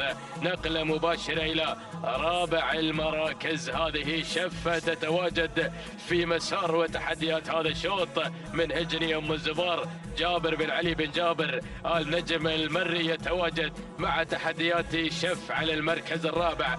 أما في المركز الخامس أرباح تتقدم في هذا الشوط من هجن أم الزبار تتواجد بقوة في هذا الأداء الجميل وفي هذا التقدم. يتابعها جابر بن علي بن جابر النجم المري، ولكن تتدخل مزون في هذا الشوط بشعار سعادة الشيخ سعود بن عبد الله بن عبد الرحمن الثاني. هادي بن جار الله بن علي بن جار الله من يرافق مزون على المركز الخامس. هذه النتيجة للخمسة المراكز المتقدمة، للخمسة الأسماء المندفعة في هذا الشوط في تحديات هذا المساء ما شاء الله. لكن خلف الخمس المراكز المتقدمة شوف الأسماء القادمة، شوف الشعارات الواصلة في هذا التحدي الجميل ما شاء الله. نتابع هنا مدار ال5 كيلومترات، مدار الناموسي والانتصار مع السن اللقاية في أمسية والأروع على ميدان الشحانية في منافسات السباق المحلي السادس. نعود إلى المقدمة، إلى الانفراد الجميل مع نشايب يا نشايب على مقدمة الشوط مع هذا الشكل المميز. تقود هذه الأسماء لسعد الشيخ محمد بن عبد الله بن عبد الرحمن آل ثاني، هادي بن جار الله بن علي بن جار الله. ركز هناك مع البداية مع تقدم نشايب على المركز الأول. نقل إلى ثاني المراكز، وتابع في المركز الثاني مشاهدينا الكرام بروق من تتقدم في هذا الشوط، ولكن تدخل مشاهدينا من مزون بدأت تحسن موقعها في هذه اللحظات. خذت المركز الثاني لسعد الشيخ سعود بن عبد الله بن عبد الرحمن آل ثاني، هادي بن جار الله بن علي بن جار الله. ولكن شوف الاسماء القادمة، بدأت تحديات، بدأت الإثارة، بدأ التحرك من الجميع.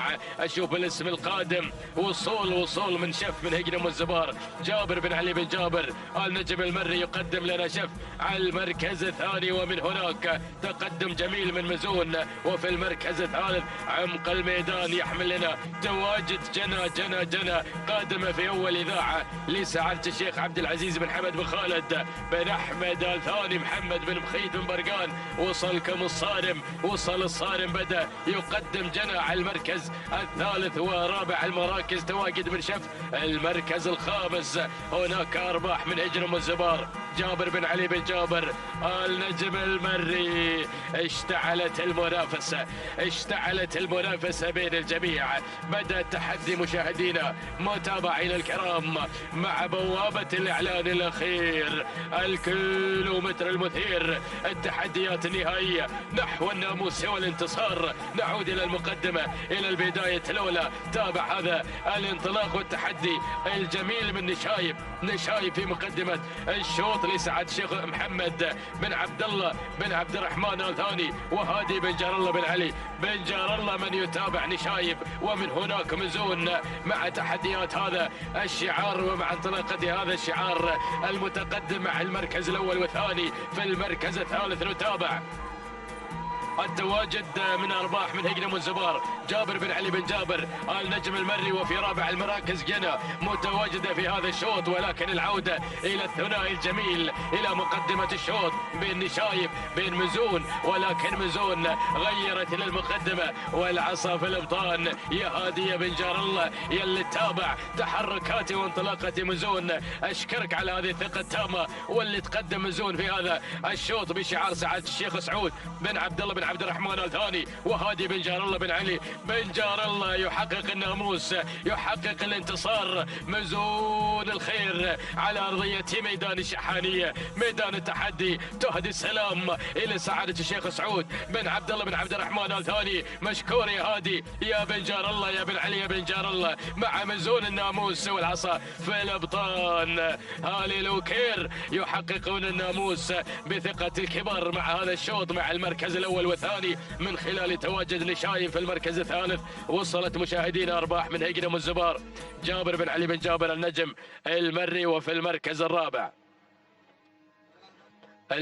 الرابع مزنة من هجنم والزبار، جابر بن علي بن جابر النجم المري. وخامس المراكز وصلت جنى بشعار سعادة الشيخ عبد العزيز بن حمد بن خالد بن احمد آل ثاني، محمد بن بخيت بن برقان من قدم لنا جنى على المركز الخامس. هذه النتيجة مشاهدينا متابعينا الكرام. ولكن عودة مع التوقيت الزمني ومع مزون والعصا في الابطان 7 دقائق 27 ثانية 60 جزءا من الثانية. تهانينا لسعادة الشيخ سعود بن عبد الله بن عبد الرحمن آل ثاني، والتهنئة موصولة لهادي بن جار الله بن علي بن جار الله اللي قدم مزون في اجمل تحدي والعصا في الابطان في منافسات شوطنا الماضي. وفي المركز الثاني نشايب من وصلت في ثاني المراكز. يا مخرجنا عطنا المركز المركز الثاني، وصلت في 7 دقائق 28 ثانية 16 جزء من الثانية. شكرا يا بالخزينة لسعادة الشيخ محمد بن عبد الله بن عبد الرحمن الثاني، وهادي بن جار الله بن علي بن جار الله قدم مزون ونشايب على المركز الأول والثاني.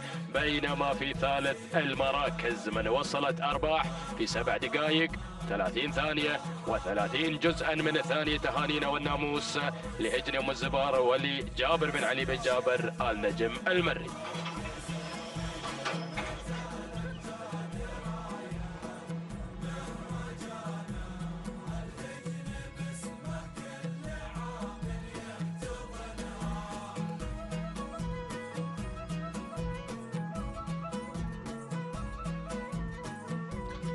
بسم الله الرحمن الرحيم. التواصل مستمر مشاهدينا الكرام، متابعين الأفاضل، هنا من أرضية ميدان التحدي، ميدان الشحانية لسباقات الهجن العربية الأصيل.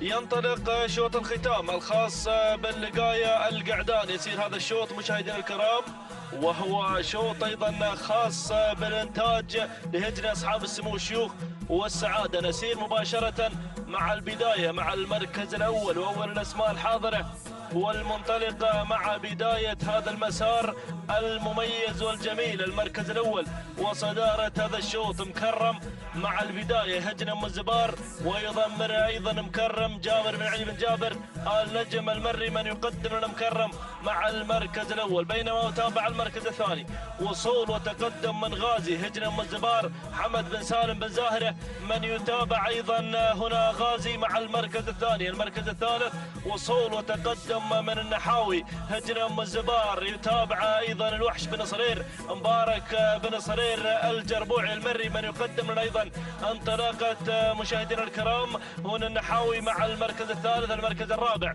وصول وتقدم من عزام لسعادة الشيخ سعود بن فهد بن عبد العزيز بن حمد آل ثاني ملحان بن راشد بن حبيبة من يقدم لنا أيضا انطلاقة هذا الشعار مع المركز الرابع. المركز الخامس وصول من لوسيل لهجن أم الزبار فاران بن محمد بن حمد بن قريع من يتابع لوسيل مع المركز الخامس. هكذا هي الأسماء الأولى المتقدمة في هذا المسار المميز والجميل والرائع. ولكن العودة مع البداية، نعود مع المركز الأول وصدارة هذا الشوط.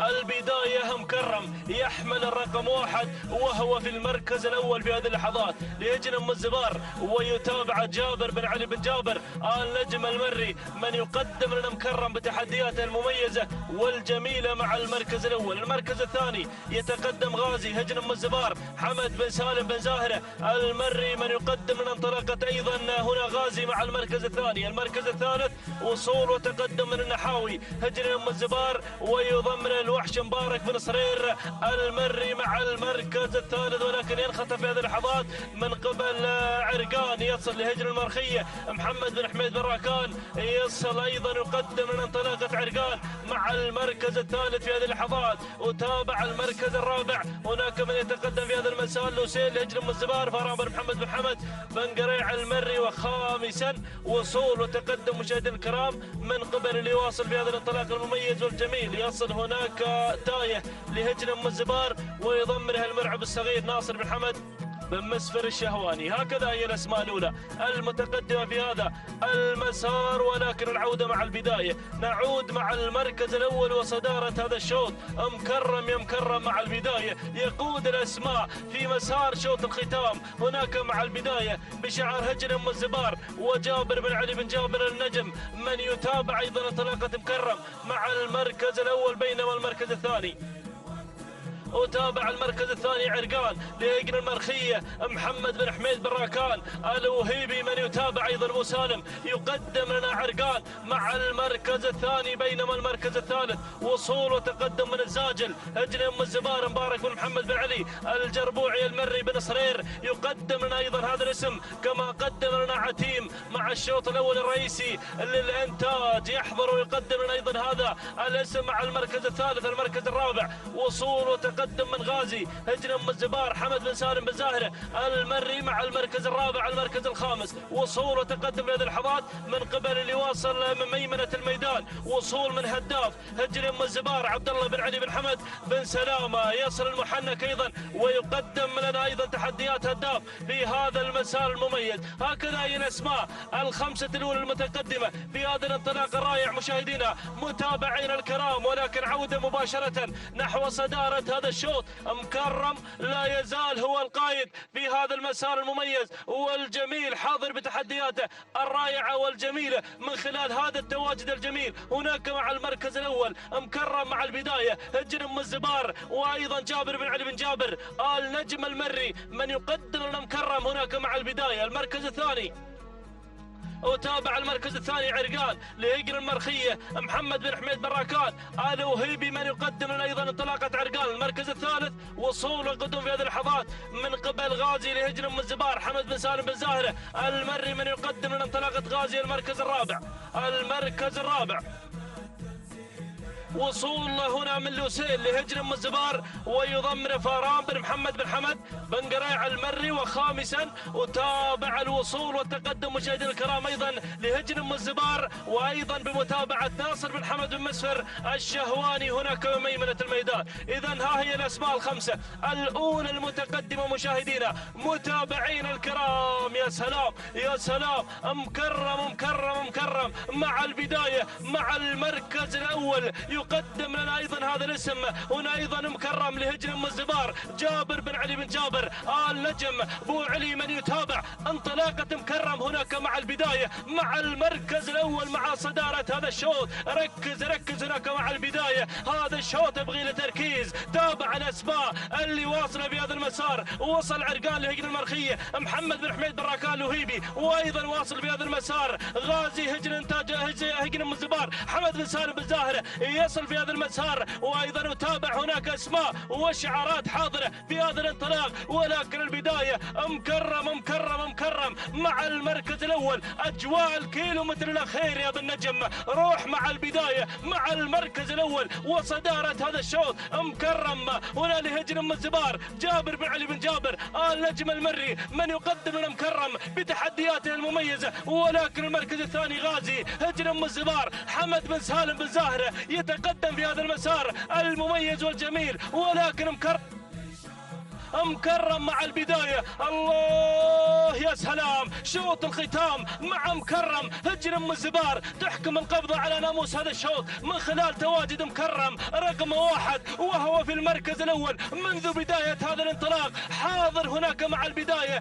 بشعار هجن ام الزبار. ويقدم لنا هذا الانطلاق جابر بن علي بن جابر النجم المري. مشكور يا ابن نجم، مشكور على هذا الأداء المميز والجميل اللي قدمه مكرم. سلام مكرم، سلام هجن ام الزبار، سلام ومشكور يا ابو علي جابر بن علي بن جابر النجم المري من قدم لنا مكرم في مسار شوط الختام. تهانينا والناموس على هذا الفوز وهذا انتصار المركز الثاني. وصل غازي لهجن ام الزبار حمد بن سالم بن زاهره. المركز الثالث وصل ايضا ناصي لهجن ام الزبار وبمتابعه مبارك ومحمد بن علي الجربوع المري. المركز الرابع وصل النحاوي لهجن ام الزبار ومتابعه مبارك بن نصرين المري. المركز الخامس وصل تايه لهجن ام الزبار ناصر بن حمد بن مسفر الشهواني. هكذا مشاهدينا الكرام متابعينا الافاضل كان ايضا شوط الختام في هذا الانطلاق المميز والجميل. ولكن تهانينا والناموس لهجن ام الزبار 7 دقائق 33 ثانيه 10 اجزاء من الثانيه. تهانينا والناموس لهجن ام الزبار والتهاني لجابر بن علي بن جابر النجم المري من قدم لنا مكرم في هذا الشوط. المركز الثاني وصل مع المركز الثاني غازي وتوقيت الزمن 7 دقائق 36 ثانيه 52 جزء من الثانيه. تهانينا وناموس ايضا لهجن ام الزبار والتهاني لحمد بن سالم بن زاهره من قدم لنا غازي المركز الثالث. وصل مع المركز الثالث مشاهدينا الكرام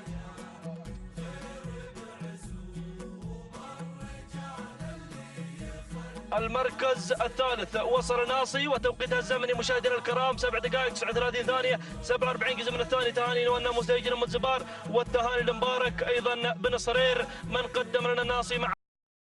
هكذا مشاهدينا الكرام متابعينا الافاضل وصلنا الى ختام هذه الامسيه الجميله. نذكر الشوط الاول الرئيسي في مساء هذا اليوم حضرت زاهيه وحضر الشعار ندعم ليقدم ايضا احد الاسماء الكبيره في هذا الانطلاق المميز. تهاني والناموس الشحانيه والتهاني للمشاغب محمد